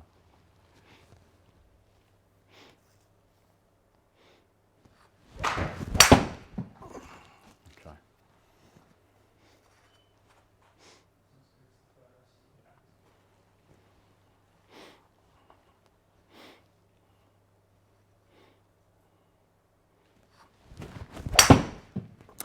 Yes, I think what we're seeing with that is where shaft weight is slightly lighter than the driver, and as the shaft length gets shorter, that's where generally the base weight you'd go up to keep them swinging the same. So path absolutely dead square, but again overpowering, and then heavy head, overpower the shaft, whip the head over, hence that kind of slingy one left. And actually from a flight point of view, launch and spin at 13, 14 launch, just over 3,000 spin for first fairway first fairway wood. That's a really nice spin profile to launch. So like a lot of people found with these, either the 3HL, i.e. the 4 wood, or the 5 wood, got you as far as you'd ordinarily hit 3 wood to, because they kept launch, but it didn't spin. So the head was brilliant for flight. Shaft's just a little bit light, so you just then have to back out of it and steer it to get the control. And as a result of that, smash down at 140, 137, losing a good bit of ball speed because just the timing's not there. So let's see where I'm gonna start. I still think we need that little bit of little bit more, well, probably need that little bit more loft than 15 degrees. So I'll start off at more like a 16.5, more like a forward. Okay. And just to get I mean, those were quite particular heads for that low spin. So I go to something that's not overly exaggerated from a start point of view, but I think a little bit less loft probably than that. Is it most important that this is a good fairway wood? It might sound like a strange question, but is it something you'd use as a distance fairway club? Yes. Versus a strategic off the tee club? Yeah, so I've actually always been a fairly accurate driver of the ball, so I've never really needed to hit a fairway. Wasn't the news this week was shocking? The news, you know, all the stuff going on in Nottingham. Oh, it's been, yeah. It's, God, I mean, just, yes, you say just everything. It's almost to the point where I always just don't really want to watch anything. No, I know what you mean. Because everything's so depressing is the depressing. word you're looking for. Yeah, kind of. I wouldn't say bad. I wouldn't say bad, but it's just it just makes you go. We sat and watched the news the other night, and it literally was just one thing after another. And then they finished it with this amazing story about this couple who've been married for 75 years, and you thought, yeah, that's better. Just finish it on that. Yeah, it does. If it's not bad news, it doesn't make news at the moment. So I'm going to start off with the paradigm. Partly it's been a good fairway wood, but it gives me the ability to jigger around with the settings a little bit. Going in the 3HL, so taking a little bit of loft off relative to your RBZ5 wood. Partly I don't think we now need as well. With that head, I can understand needing the loft because of how low spin they were. Right. But where they're a little bit shallower, they should pick the flight up a little bit more, so because the RBZ is quite a deep face, so it tended to be a kind of to knock flight down and forwards, whereas the a little bit less loft now can maintain a bit of ball flight. Just going to start with one of the stock shafts, like we did with the driver, and just see where that gets us to as a base point. Okay.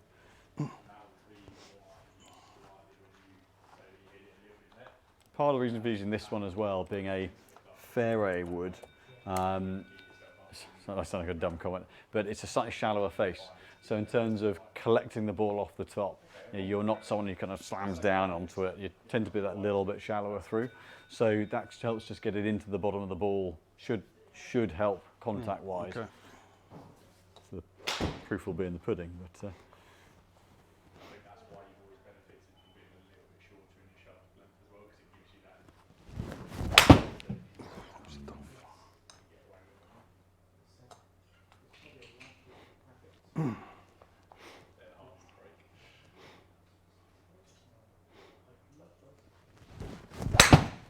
Okay, we need something a little bit more tip weighted. That one's a little bit, just because you're just losing the club head on the way down. It was good to start with the standard shaft and see how it works, but you can just need a bit more guts to it. Right.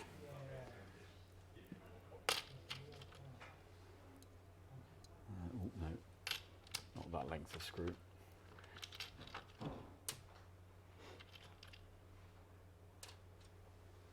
Yeah, we are in a period where it just seems that the world's gone bonkers. There's like everything going on. Yeah, absolutely. US politics, politics, British everything, politics. everything everywhere. Russia, Ukraine, God, just everything's sort of in somewhere we kind of it wasn't meant to be like this. No. Oh, I need one more washer for that. It's the fact it doesn't look like it's settling down much either. Yeah, it is difficult to see how the conflicts in Ukraine can ever end well for anybody, and why it can ever end.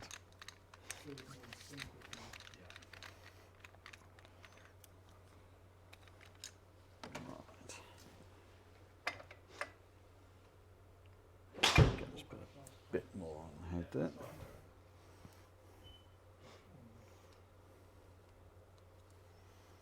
So going to this shaft just to naturally put a bit more in the bottom end, so it's a few grams heavier, and just waggle that.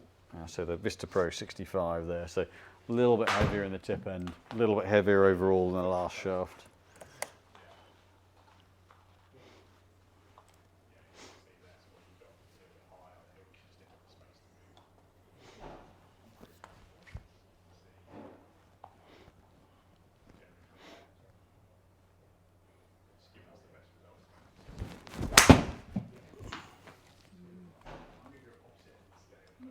Still whipping around, okay.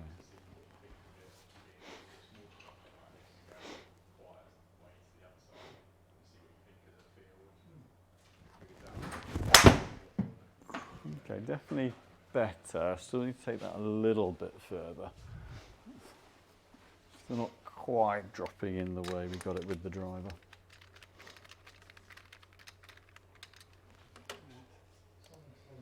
Yes, a little inside the face there as well. But delivery line's lovely. Really nice path through the ball. I'll come back. I might come back to that one.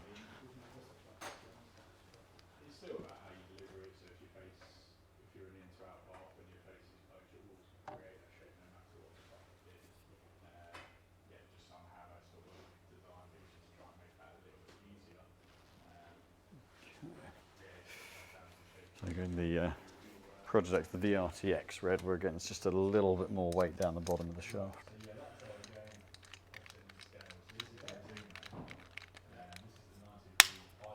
So very, very similar pattern of where the weight is to the irons. Here we don't want to go overly heavy in raw weight, but we do want that bottom end to, as you transition, to drop the club down into plane. Okay.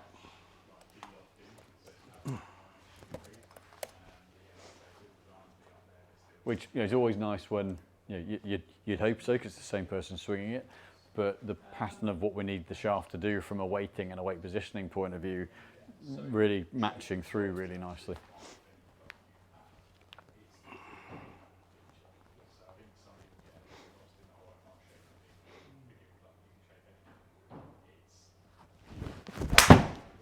That's closer. So just a little out the heel, so just stand a touch further away.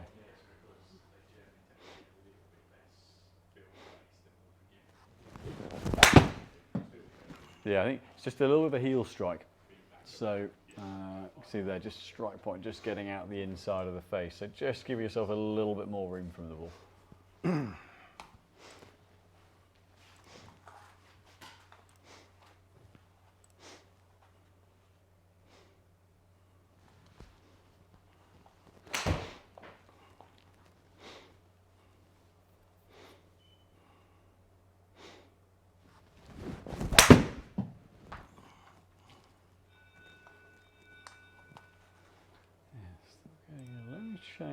Let me just change the head just to see if that helps. So it's close. It's definitely swinging better. Definitely see the club dropping into line a little bit better. Not kind of losing the club through the ball.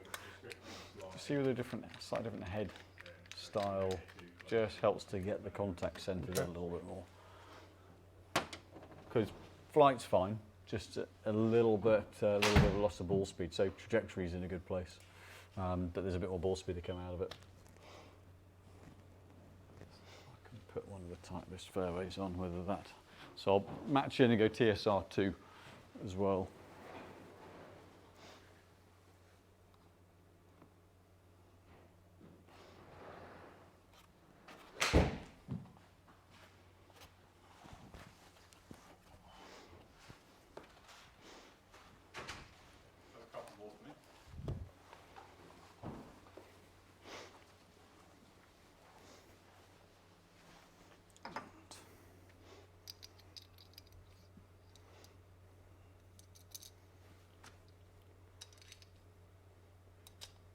Always go to form to match in, but yeah, ultimately if there's a driver working well, you can make the fairway wood match into it. It's quite a nice continuity to have.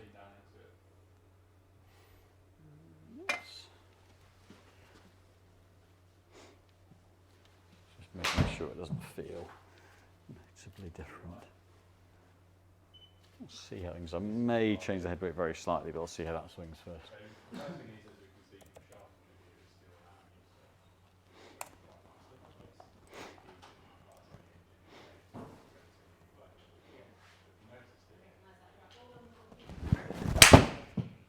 just it's a little head heavy. I just need to take a fraction off that.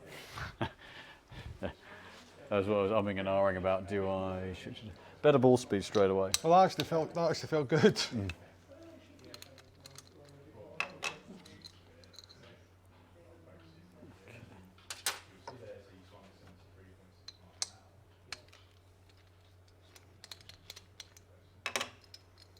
Yeah, all the ability to interchange has made such a difference. It's incredible the way this game has changed.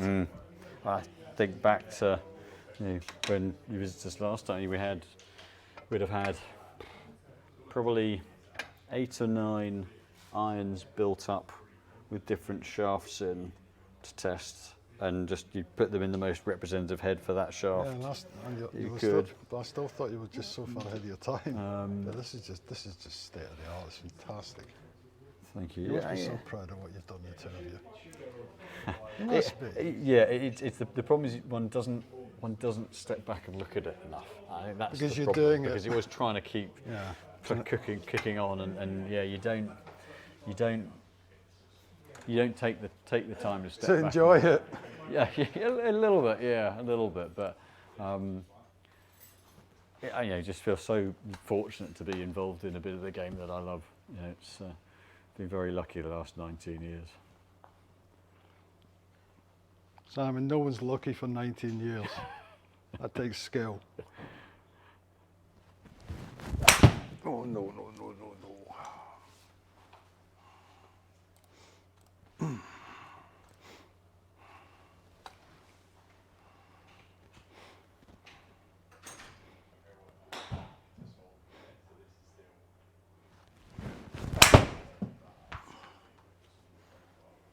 Close, the ball speed's better. It's still a little bit. It's nearly there.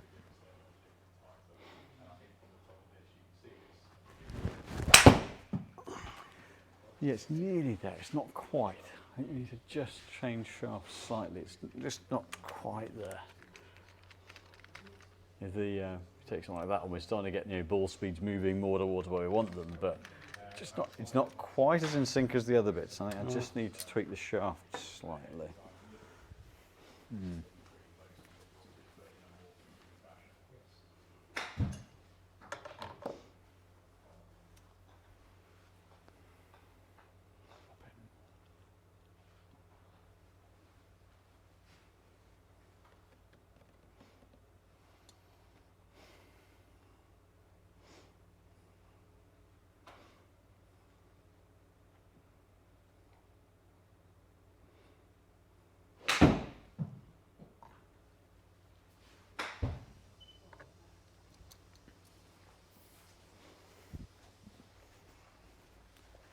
I'm going to go into, really for getting the balance point down the bottom a little bit more. So there's one of the TBT fairway shafts, the 19 low in the what was the red range.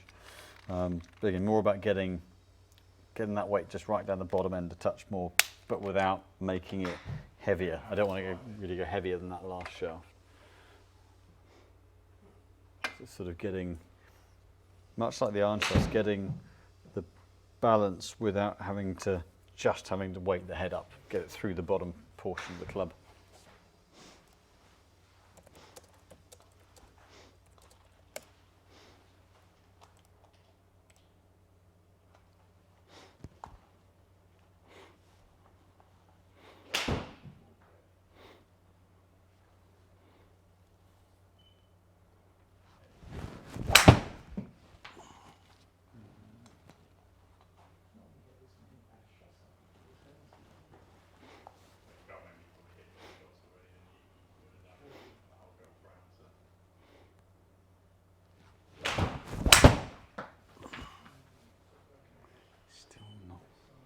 Still close, but not quite. Still close. I think just slightly behind that might just be just on the top end from a weight point of view. Very marginal.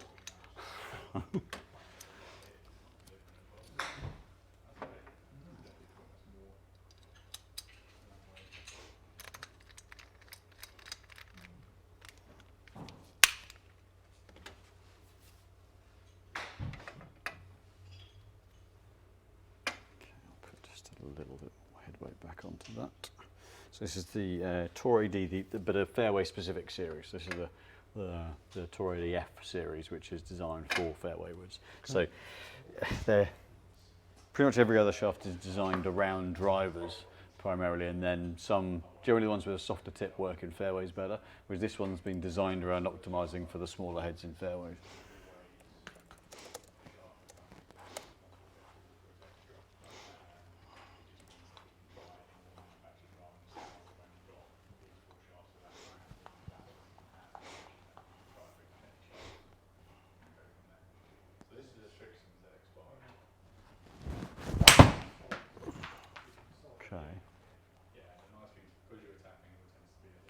Just going to push a little more head weight onto that, just a little bit.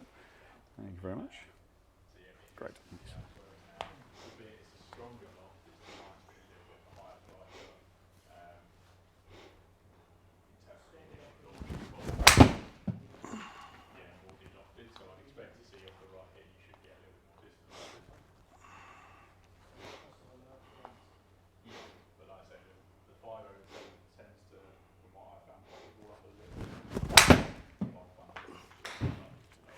What I want to do, I'm just, because I don't want to hit too many fairways. It's close. I'm just going to go hybrid and come back. I just want to see something else, and then just revisit. Interestingly enough, from a setup point of view, broadly speaking, the balance and weight profile of this very, very similar to where we are in driver fairway wood. Right. So it'd be interesting to go to this, almost slightly also kind of having hit a load of fairway, just a bit of a clean slate, then we come back and it's like hitting a bit of a refresh button.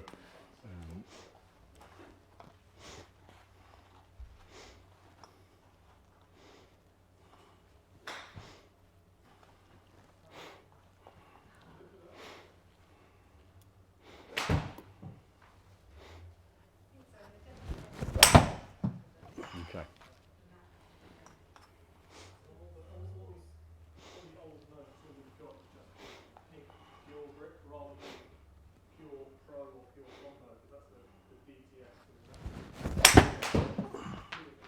Okay, certainly in terms of that kind of linkage, it makes a lot of sense why you like this club from a timing point of view straight away. So first of all, actually just pop the spin a little bit, but actually in terms of that flow that I'd like to see from the club, it absolutely sits there with that one.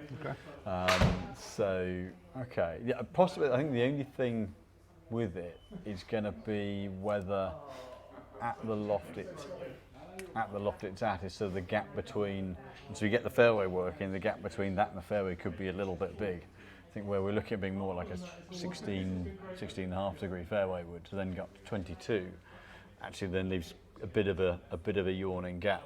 Actually taking the loft down a little bit will, so I would sort of get it a bit closer. I think driver wise we're at, let's try to remind myself of where we are with, so it's probably 220 and good, so then thinking through the yardages.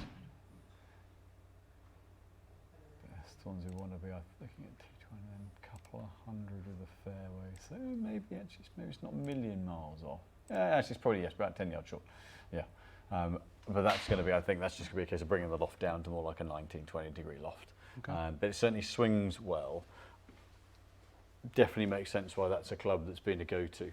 Because the hybrids tend to be either someone's favourite club or least favourite club. There's very rarely an okay hybrid in someone's bag. And that definitely makes sense why it would be something you can just go to, point, shoot and It's walk up, the one club in my bag I've never had to think about. Exactly as you've just said, put it behind the ball and hit it, and I know where it's going to go. So yeah, and absolutely ties in, again, taking where the swing weight is. I guess potentially shaft weight proportions on the lighter end, but that just makes it easier to swing. Right. So let's see if we can take loft down a little bit, but maintain that timing. Okay.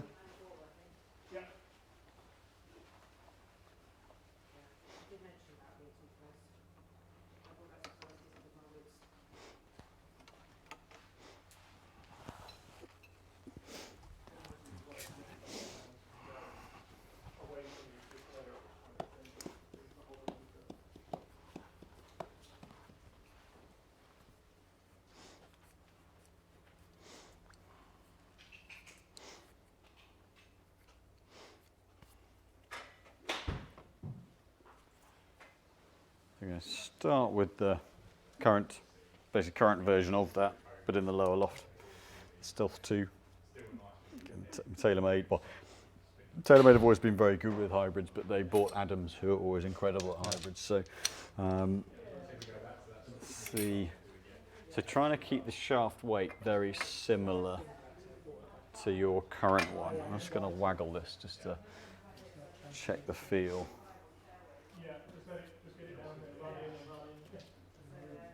Highly technical, this bit. So the hands tend to tell you a little bit about kind of that weight distribution that a swing weight scale can't. So let's see where that gets you to.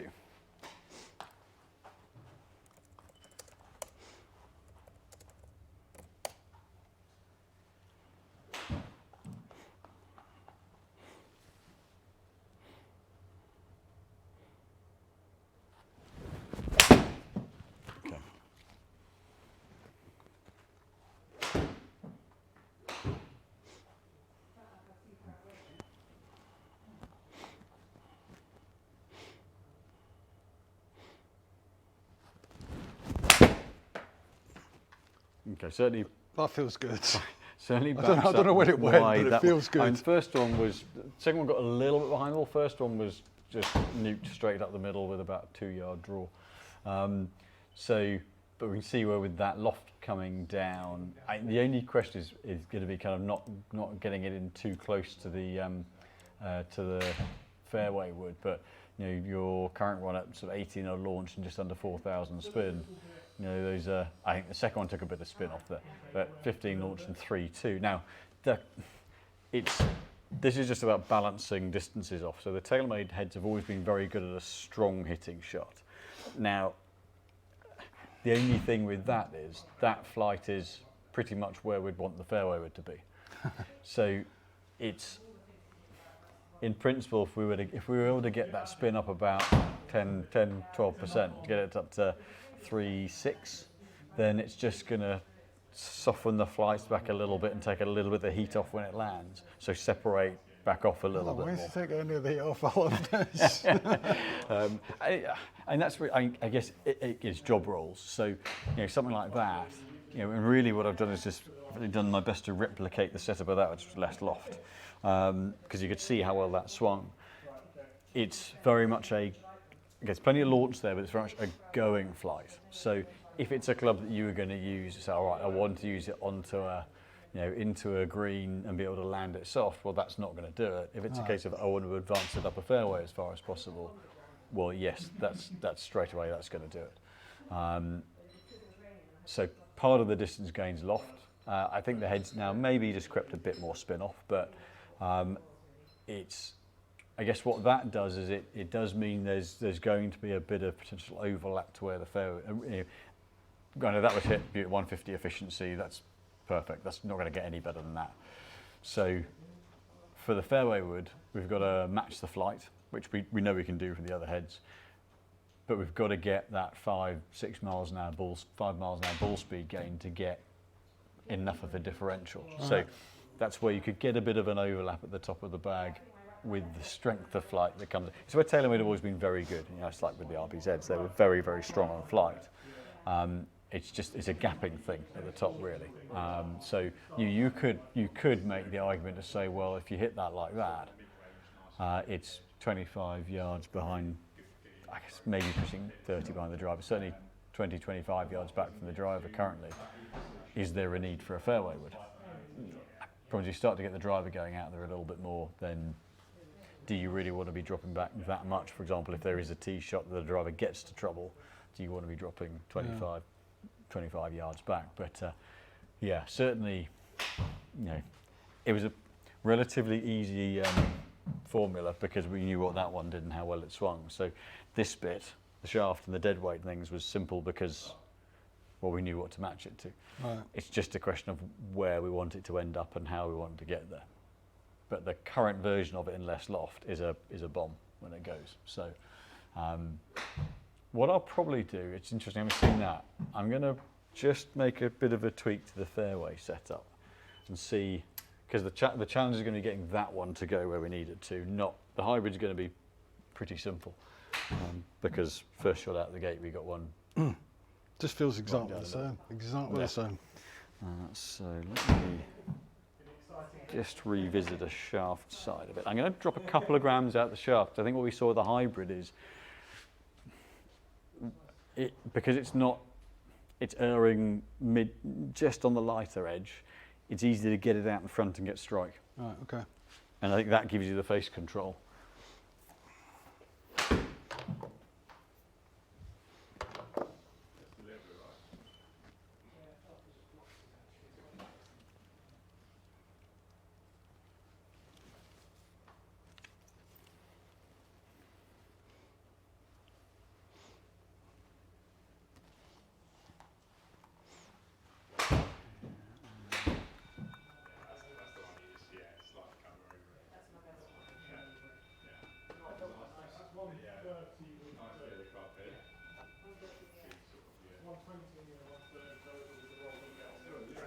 Just going into another one, the BA composite shafts, the Drago. So again, it's just hitting the weight window where we want to more than anything.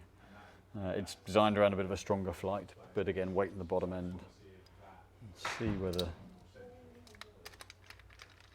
I've got this theory right.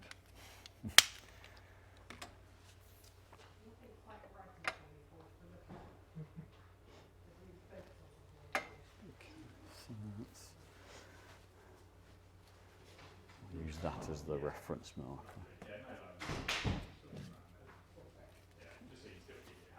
Don't need quite as much on that. Let's see where that sits.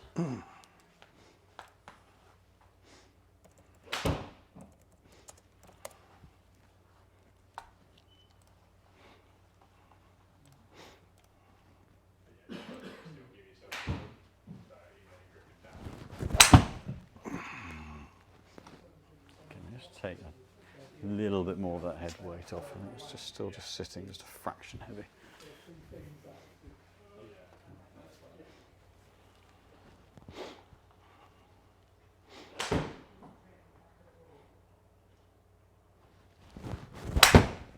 Okay, there's a little bit of matte ball, but that was a squarer line.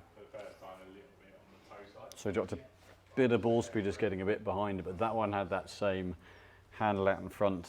Yeah. Leave the face on line. That felt better. So, yeah, so just got a little bit of ground and ball, but a much squarer line onto it. Let's see one more with that.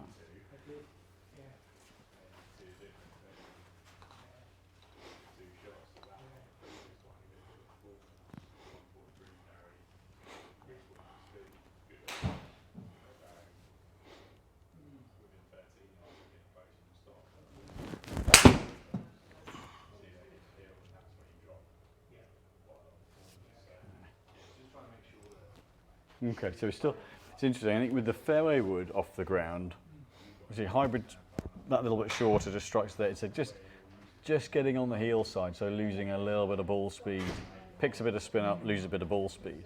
So you're missing out about 5 or 6 miles an hour ball speed there, which is comfortably another 10 yards. Yeah, it's not extra. far away, is it? No, but the strike's generally just living on the heel side with the fairway woods. Yeah, that's how it feels exactly. But certainly those, once we got that little bit of head weight off, those two swings are much more. I mean, that one, unfortunately, I mean, that was absolutely middle on the face. If it was just that hair behind it. But certainly that's just taking this few grams out. This feels good. Yeah, I think that's just a case of if you've not played a lot, fairway wood off the ground is the hardest club. Yeah. You've got a drive, you've got to teed up with this margin of error. That one that we got the line right, I think it's just a ball speed thing. Once you get the ball speed onto there, then the distance is up there a couple of hundred yards. This definitely feels okay. The question mark's really going to be whether there's enough of a gap. I think that's the end. I'm going to put a head that's going to give a little bit more flight onto it. I guess, or are there's probably one other side to it, is whether actually, in terms of what you like to use it for. Well, so this is like fairway, rough. I would never use it off a tee. Because I think it's, the new question I've got is, what I want to make sure we've got is make it worthwhile taking that out the bag. Right, okay. Because if that performs too well. If it's too strong, then what's the point of this? Then what's the point of that? Yeah, and you're going to just orient to go, you know what, that's a safety net, because if that's hit well, that's got to be murdered to get it past it. Then suddenly the risk reward element goes. Whereas if an one with that goes beyond, we've just answered the question then. So what is the point of that? It's fine. It's not. Yeah. It's not an issue. I mean, it's the kind of thing that might be right now. That's very, very reliable and still giving good yardage. It might be that as you get into playing a little bit more, driver starts to stretch out. That's not. You probably find the harder you hit that, it might spin a little bit more and create a gap for this. So it might be something that's worth revisiting. Right, okay. Right now, I'd have to look and go, well, with how strong that is, say first shot out of the gate with that was longer than the fairway woods. So I think they'll become a use for the fairway wood. I just don't see you use if we put that club in the bag in its current format. I totally get what you're saying. I think that's the go-to one. Totally get what you're saying. Yeah. But I think it's worth looking at. Well, it's also worth what we then need to just look at the higher loft one to fill the gap back. Right. So what I'd just like to say to camera is that I hit this utility club so far, I don't need a 3-wood. Yeah, that's right. That's absolutely spot on. What I'll do is that head is clearly back in for a repair. We'll get this one just for the loft and look at the flight just to see that infill on distance. This is the equivalent loft to this one. Right. Let's check out that yardage, make sure that sits in the gap. So we know where 6 and 5 are going to get to. It's just making sure. So I think really what it is saying actually where your current 4 sits in a good place on from where a 5 iron is going to get to, and the 3 gives you the extra yardage. So it's really a case of just adding on the lower lofted one.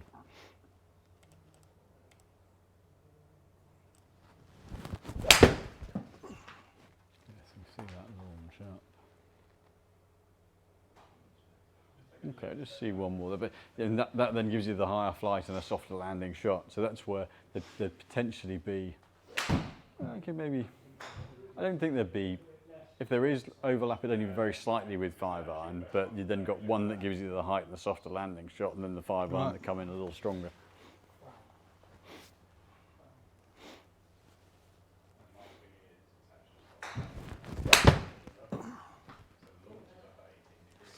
Behind it, but yeah, and that first one sends a higher flight and launch and spin. That's then back up 17.39. Where is it?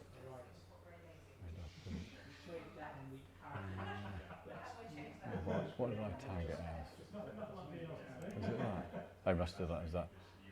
But then puts you in a similar place, actually, to where your current higher loft one is. So I think the 22 loft sits in a nice place.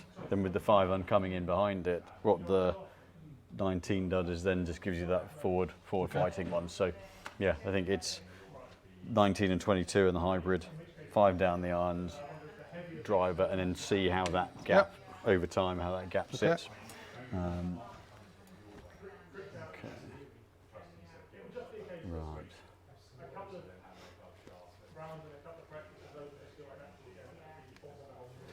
Measure the balance.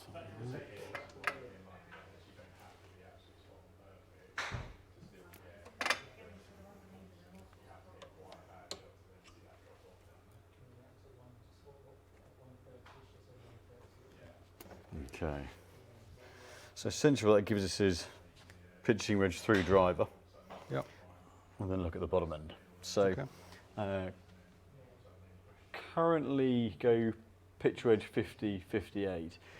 I mean, there's no absolute right or wrong to the bottom end of the bag in terms of theory. It's what you can do is you can overclutter the bottom bit of the bag.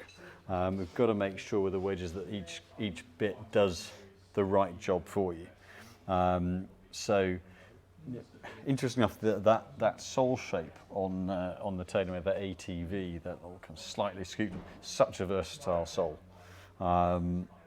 Really good sole grind for a variety of turf and sand conditions and things. So just showing none of them quite do it. The Ping I has a similar kind of slight dip in it, but then it's got a much heavier bounce on the back edge, so it's much more geared to softer turfs and things. But actually very, very versatile from a sole shape point of view. There's the sort of two lines of thinking are that if you go pitch wedge and two wedges, it's blindingly obvious what each one does. But the higher loft one tends to then be the one that's got to be a bit more versatile. It's got to let you open the face up potentially. It's got to be good out of bunkers, good out of turf. The other way is to go pitch wedge, gap sand, lob. Now that can overcomplicate the bottom bit a bit, because then you can have two clubs. It's a case of which one do I use, or you end up just using one that you get comfortable with. But it technically gives you a bit more armoury down the bottom end for different sand conditions, different turf conditions, chipping.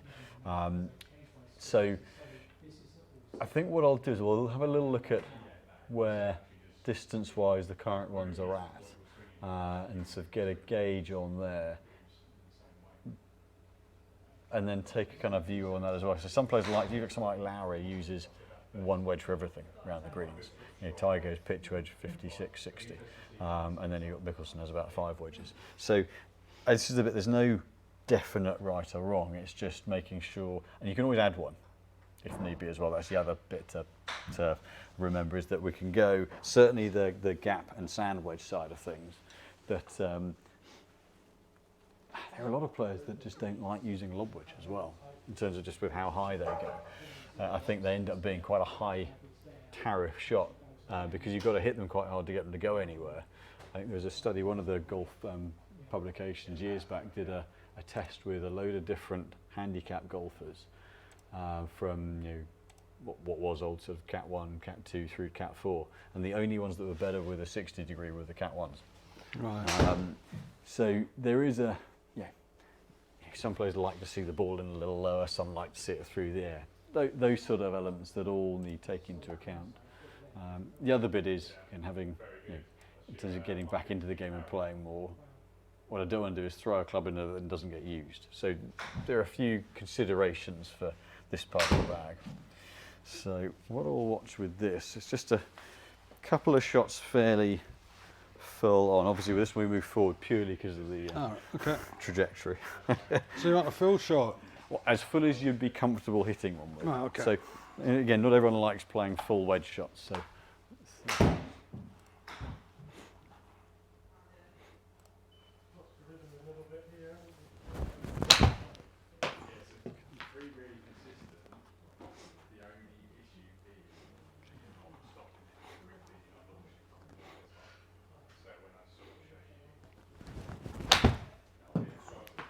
Okay, and then just a slightly shorter swing, so a little kind of knock down 3/4 shot.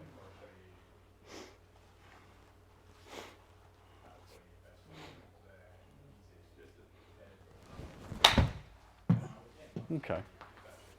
And then the only thing with this, I'm not going to go straight to this just because there's a massive difference in shaft weight. So those are, especially relative to where we are on the iron shafts, that one's a 60, 65 gram shaft, so it's 25, 30 grams lighter than the iron shaft. So generally speaking, we tend to, there are probably about 30, 40% of players you'd maintain weight through. Right, I only use this club for bunker shots and if I need to throw it up over trouble. Got it. That's the only thing I use it for. Yeah, because then this one's up at 120 odd grams, so jumps up quite a bit. Yeah. So I'll get one that sits more in line with the iron shaft's weight, just to look at a bit of the timing and strike and tempo and things. You can see, I'd expect your wedge game to be something you quite like. Yeah, I do. Because you keep everything quite nice and connected, club face nice and controlled. The thing is, it's the fewest moving parts. Or rather, it should be. It should be. It isn't always, but yeah. So let's go.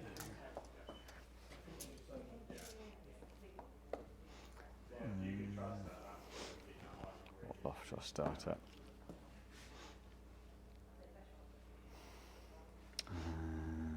Let's put too much choice. Let's put. I was just thinking, where do I start loft-wise?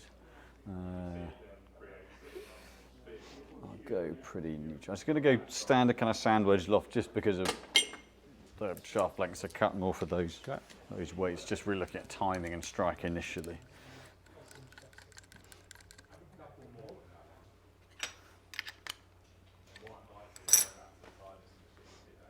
So taking that shaft weight back to that kind of 96, 97 grams, so 5 grams so heavier. So into the nip-on shaft that was one of the options we looked at earlier, the 950. So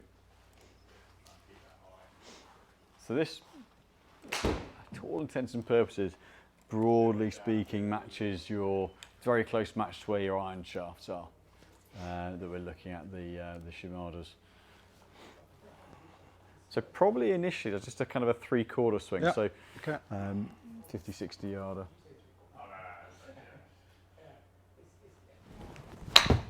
Okay.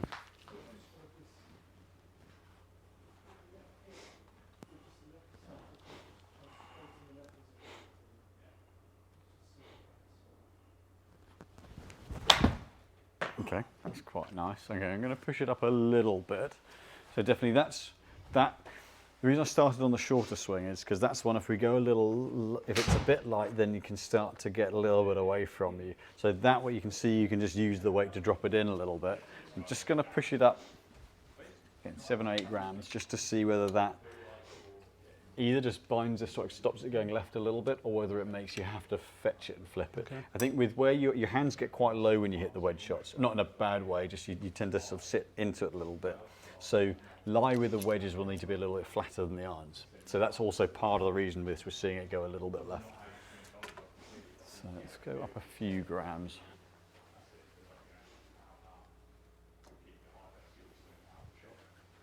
So we're going to go from the 95 gram nip-on 950, I reckon another nip-on shaft, the Modus 105 wedge, so just up 6-7 grams.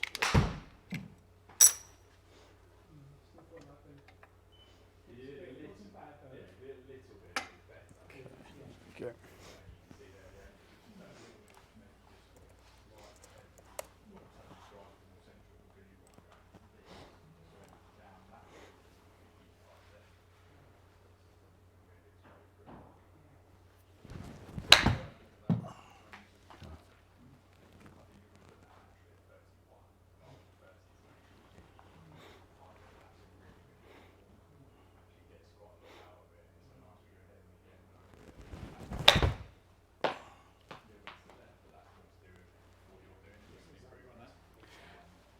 So it's a little better in with the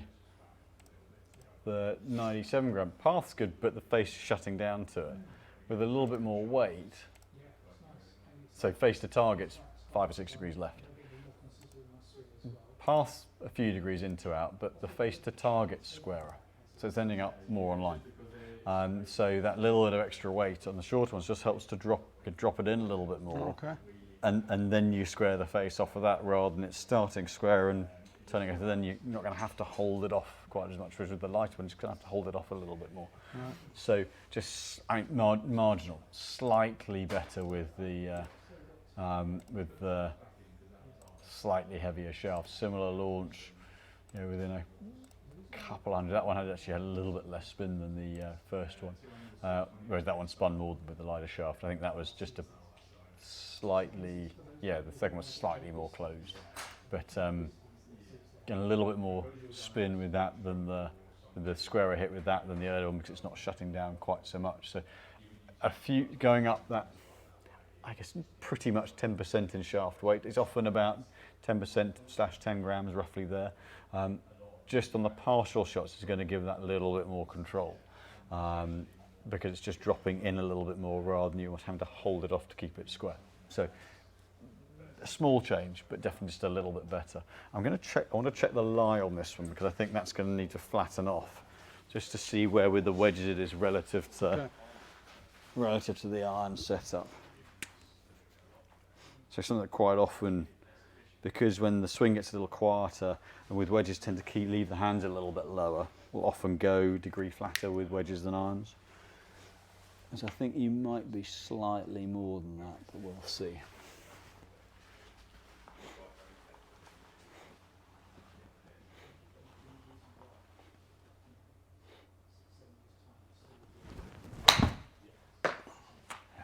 hear the heel catching a little bit.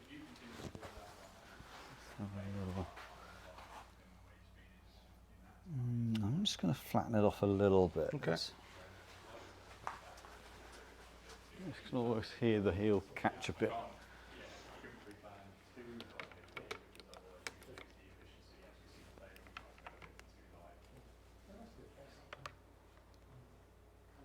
Okay, yeah.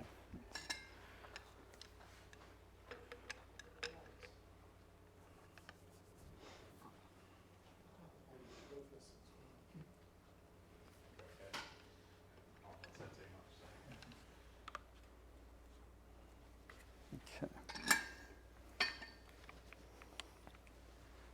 So just want to get that sitting so it's not quite so toe up at address. So just taking that down a degree.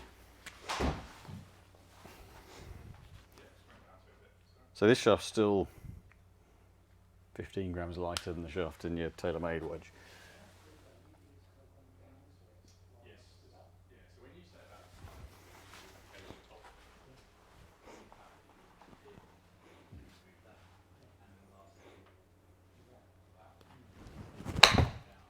Okay.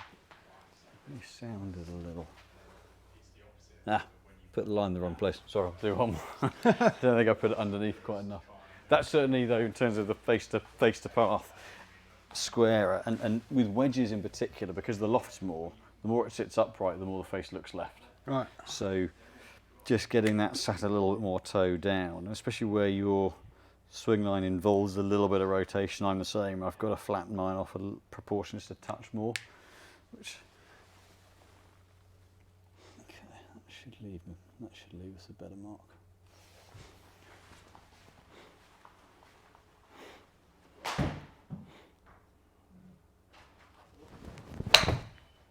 Yeah, it's interesting. We'll see whether it sounds that's better. Sounds a cleaner contact. So again, that's dead square up the middle. Okay. Yeah, and then back to a 2 degree on face to path versus we were 3 or 4, even the better ones earlier. So again, to show visible there, just straight up the face. But so it's quite often with wedges that you need to go flatter because as effort levels drop, the hands don't lift, shaft doesn't bow quite as much, so actually it ends up delivering a slightly more toe up. Whereas wedges, when you take a bit of the heat out the swing, the hands tend to stay a little bit lower and the club works round, leaving the face open, but the handle stays a little bit lower. So it's interesting. Looking at where the yardage is, I think I would start off with the 2. I think I'd go gap and I think it's up to, mind the mouth getting slightly out of sync. I think if we try and throw 3 in now, I think the highest loft one I think is just going to be very one-dimensional, and unless you play at a course which is a very kind of US style, maybe raised greens, thicker rough around the greens, where you need that kind of to kind of hack at it and chop it and send it nowhere. I don't see from a pitching approach shot point of view how useful it's going to be. Okay. Yeah, now it could be, again, down the line, you might go, actually, as a real get out of jail around the greens, I could do with a lob wedge. But I think if we were to look at, so in terms of loft-wise, pitch wedge is going to be at 45, 46, so, yeah, 45, 46, similar kind of loft to your current pitch. We'll say the loft on the irons we're looking at are going to be the same as your current ones. So your current one's at 44 and a half, so it's actually going to be certainly 45. You could, depending on how much loft you want on the most lofted one, you could either go 45 on the pitch, 50 and 56. You could stretch it a bit and go 51, sort of, it doesn't sound like 57 or 58, just to squeeze it back a little bit more. If you'd rather have that little bit more loft for the delicate ones around the greens versus a slightly stronger loft for a little bit of a stronger pitching shot and slightly lesser gaps between them. I think if you're comfortable manipulating and adding a bit of loft and playing the kind of cut up ones around the greens by manipulating the club, then a slightly lesser gap just means less messing around at the longer end of the shots. If you move it back a little more, you've got a bit of infilling to do with partial swings, but then you've got less messing around nearer the greens. Technically, there's not an absolute, you're used to having bigger gaps currently, so it's not, we're actually going to have slightly smaller gaps. I wouldn't go, the 58 is actually at 59, I'd probably take it more to a 57. As long as the back edge is relieved, then you're still going to be able to get the club through and work it underneath, play the soft shots. Mm-hmm. I may have just answered the question there, actually. Yeah, I can have a look at the bounce side of it, but I think what I would tend to do is to keep that gap wedge in line where it is now and move your 58, which is actually 59, move that more to 57. Okay. So we just nip a little bit away at the gap, but it's still, as long as the sole shape's right, it's still going to do a good job for you in bunkers and around the greens. But it just makes for a bit less of a yawning gap there. Right. An 8-degree gap is really pretty big. It's almost sort of verging towards 2 clubs worth, whereas a couple of degrees doesn't sound much, it's 7 or 8 yards, but it's just going to mean not having to force the higher loft one quite as much if you do want to hit a pitching shot with it, or really rein back the gap wedge to literally the half swing where you're losing some of the spin control. Okay. It just evens those gaps off a little bit more. I'm going to get the board. I want to have a look at the sole shape and how you play a couple of different shots as to what's best going to match and give you the most versatility. So it's the only bit we need a lie board for.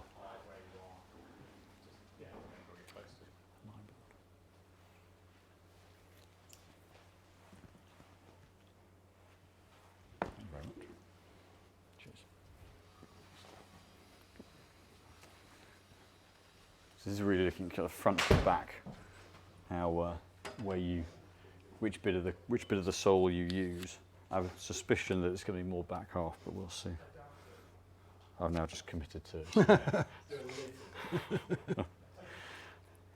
I'm expecting to see the mark more sort of back half and onto the heel side, but we'll see. So this is where when people talk about bounce, it's really, using the bounce is really having a club that complements the way you deliver the club head. So some players are more kind of hands forward and shaft lean, so push it to the front half, so need more bounce to give them the sole to take the strike.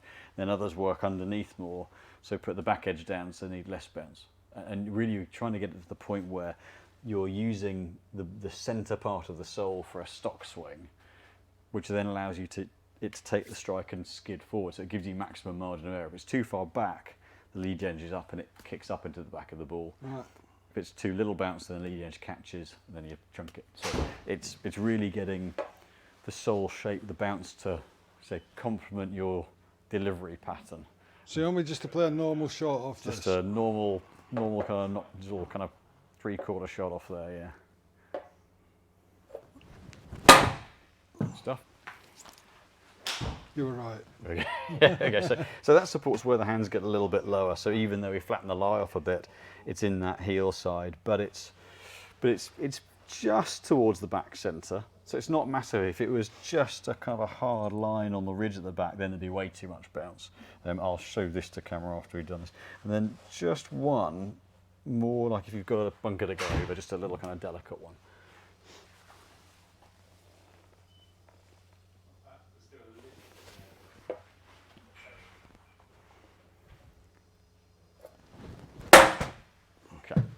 So, and that'll go, I would have thought, a little bit further, yeah. So that's then taking it onto that point. Right. So that's where you could see that you open it up a little bit, hands go down, and then you work the head that way, kind of almost a slightly kind of steeper plane, and then whip it underneath. So what that does, it delivers that back edge a little bit more.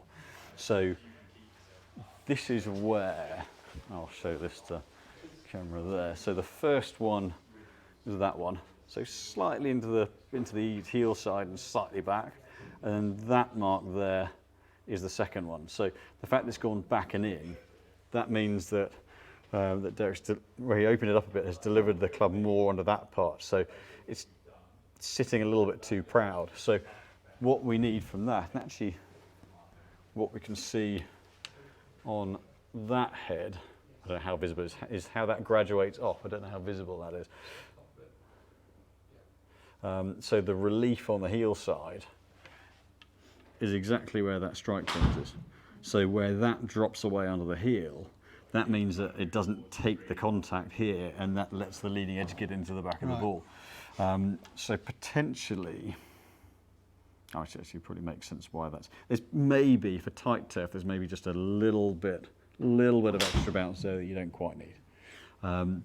But otherwise, it's actually quite a nice shape because it's got a little bit of bluntness on that leading edge. I'll show that. A little bit of bluntness on the leading edge there, then a nice sort of wide area, then a bit of relief. So actually, for the way you deliver it, it gets out the way where it needs to, but it gives you a nice wide area in the middle to use if there's a little bit of softness to the turf. So I can get close to that. It's actually one of the colourways. And I got it on here. No, fine. Got it on one of the heads over here. I'll just get it out of the bag here.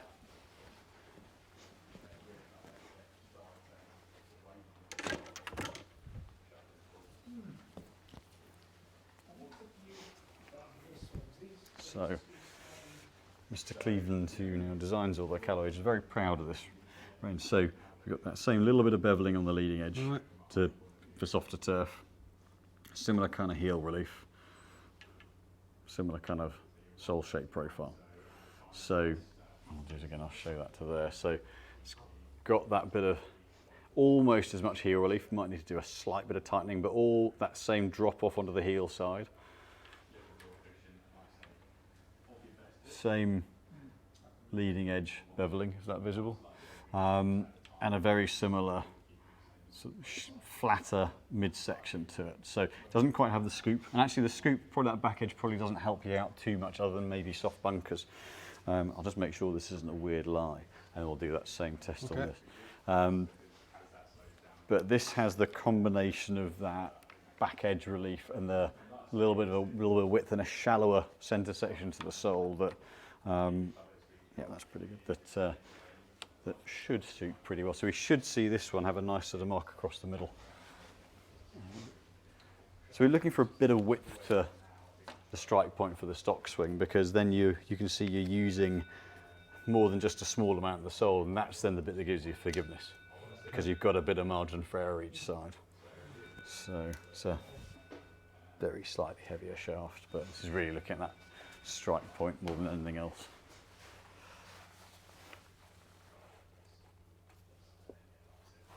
So just a normal shot again? Just the normal one first, yeah.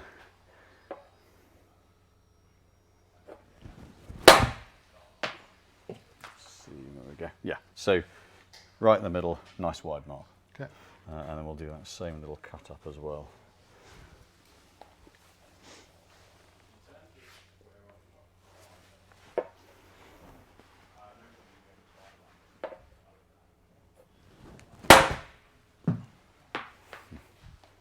Okay, yeah, so it's not as hard an edge. So it's on the Titleist one, it was a really kind of hard rib mark. It's got a little bit more width to it, and that's where if we just, it's not quite as heavily graduated as the TaylorMade. If we were to just take that rib down, just that heel side down a little bit, you get a little bit more contact. But it's not that same kind of very hard, very narrow line. It's got a little bit more contact. I'll show this to camera. Yeah, so we've got, for the standard shot, a little bit more width there, which is good. So we're using more of the sole, and then rather than that very, very, very kind of narrow, hard edge there, got a little bit more width for that contact on that heel side. Now, that would just be potentially a case of where, if I catch the light, you can just see there's a little bit of an up and over. If you were to just drop that a little bit, marginal. I think that would be something I would probably, if we had to, we could do, but I would probably do that, see how it plays. If you felt like it felt a little bit, it's only very, very marginal. Yeah. Very marginal, just on that section there. It's just that little bit more relief on the TaylorMade.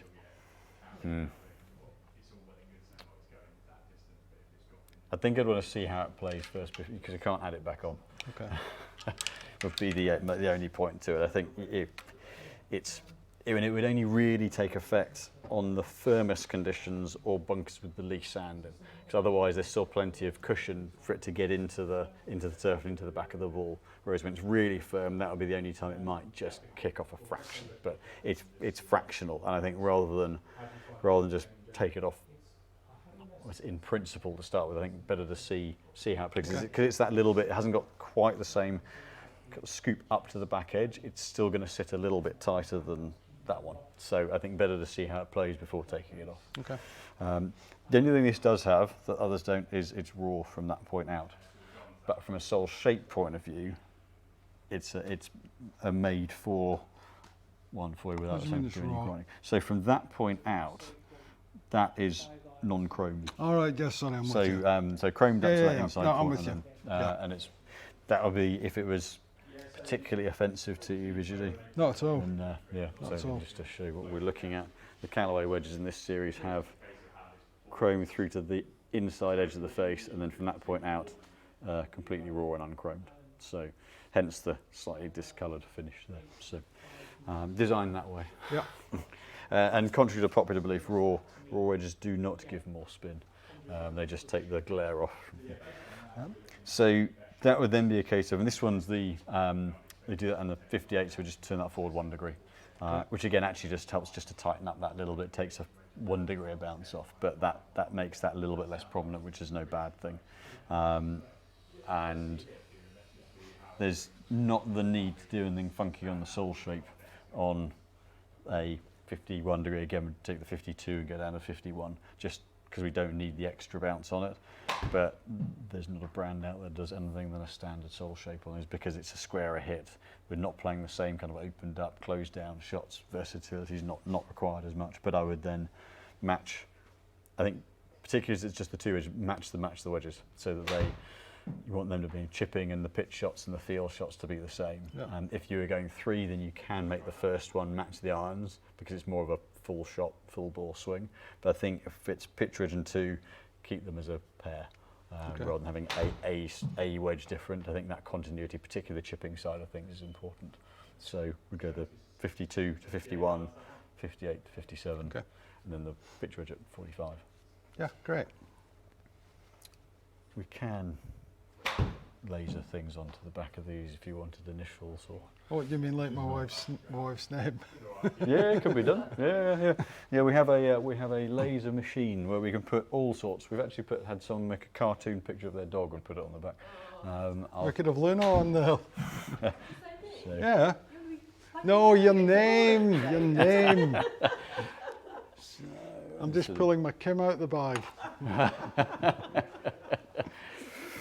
So had that's an example of one. That's James's handwriting, and then had the young German pro Chiara Neuer, who's making waves. She this is a tester for her. Is that Sylvester Stallone? Yeah, it's a Rocky image. Yeah, so you can, if it's a shadow image, it can be done. I mean, probably the only thing with these ones, because that's a slight cross. Actually, no, that would come out okay. That's really the only place to put it. So it's not huge, but we can do any kind of lettering, any font, because if the font's on I think it's got pretty much every font on there, isn't it? Yeah, so. Very clever. As long as it's done before it's built, because it's got to go into the laser machine head only. But if there was something you wanted on there, I'll think about it. We're not putting a swear word or shank on there, that's the one thing. Both have been requested in the past.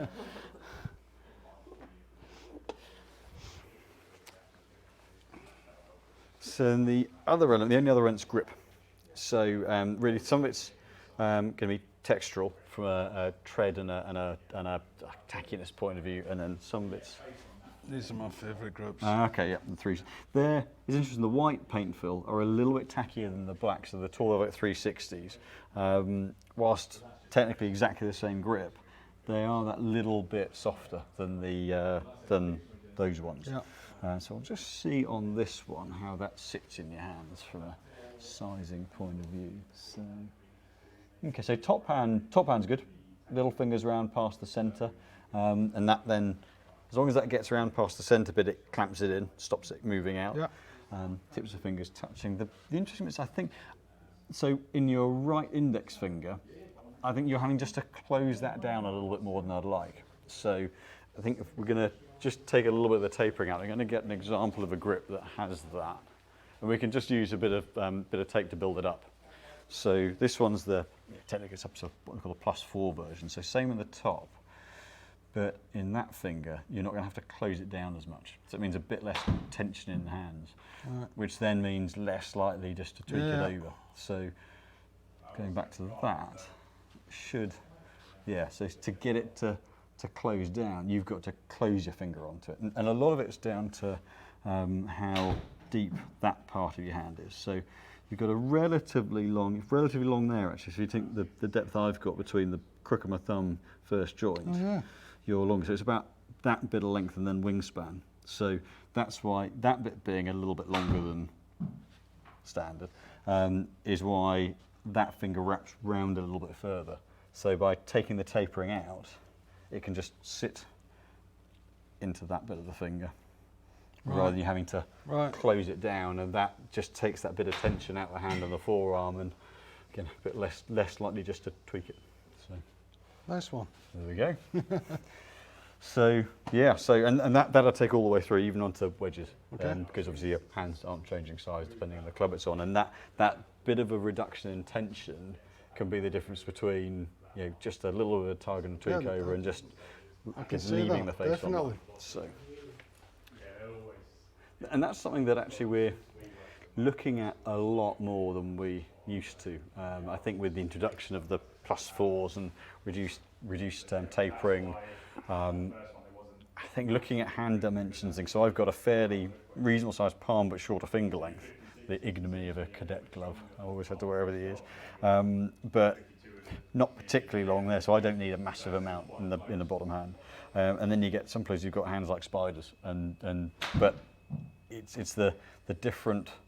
You get some have a very wide finger base and some much narrower, and so those sort of dynamics are all changing how they sit into the fingers, and so those are the areas a bit like grip weights. If you're going much bigger than standard, so a mid-size, have quite a big impact on the weight of the club and how it sits in the hands. So certainly for you, taking the tapering out definitely a good thing. Okay. So summarise overall, the driver we're losing a few grams in shaft weight, keeping a very stable tip with the Ventus Blue, but using TSR2 with a hairless loft just to keep the flight and the spin down, keep the strength of flight forwards. For the moment, not going with the Fairway Wood because the 3 hybrid and the Stealth 2 was so strong. Goes miles. Yeah, just too long with the hybrid. So that got the stronger shot, and actually just straight away the quality of contact. Basically build it absolutely in line with pretty much with the specs of your current one, but updated head, lower loft, but also match the 22 to infill the gap back to the irons. Okay. And then the Callaway, the Apex Pro 5-iron through pitch. Going from a 100-gram shaft to a 90-gram shaft, but a little bit more balance in the bottom end, and that balance in the bottom end tracks all the way through the set. And the Callaway, actually, I hadn't even thought about the irons being Callaway, but yeah, the Callaway, the Jaws Raw, 52 at 51, the standard sole, and a 58, the Z grind with that shallower base and a bit of relief, in a 58 turned to 57 with a 105-gram shaft. And a slightly bigger bottom hand on the grip. Great. So so generally speaking, it's not vast changes in setup, but actually I think particularly you could certainly see with irons in particular how much easier that was through the ball. I think definitely. Quality of strike and consistency of dispersion, that's going to be a real improvement. And just a bit more continuity down the bottom end in particular as well. So some good changes. Can't wait. Considering you've barely played, very impressed with the swing. Yeah, not too many aches and pains. You lasted well as well. Yeah. So, it's been amazing. And great fun to see you again. Any questions anyone has off the video as well, just let us know. We'll answer anything at all.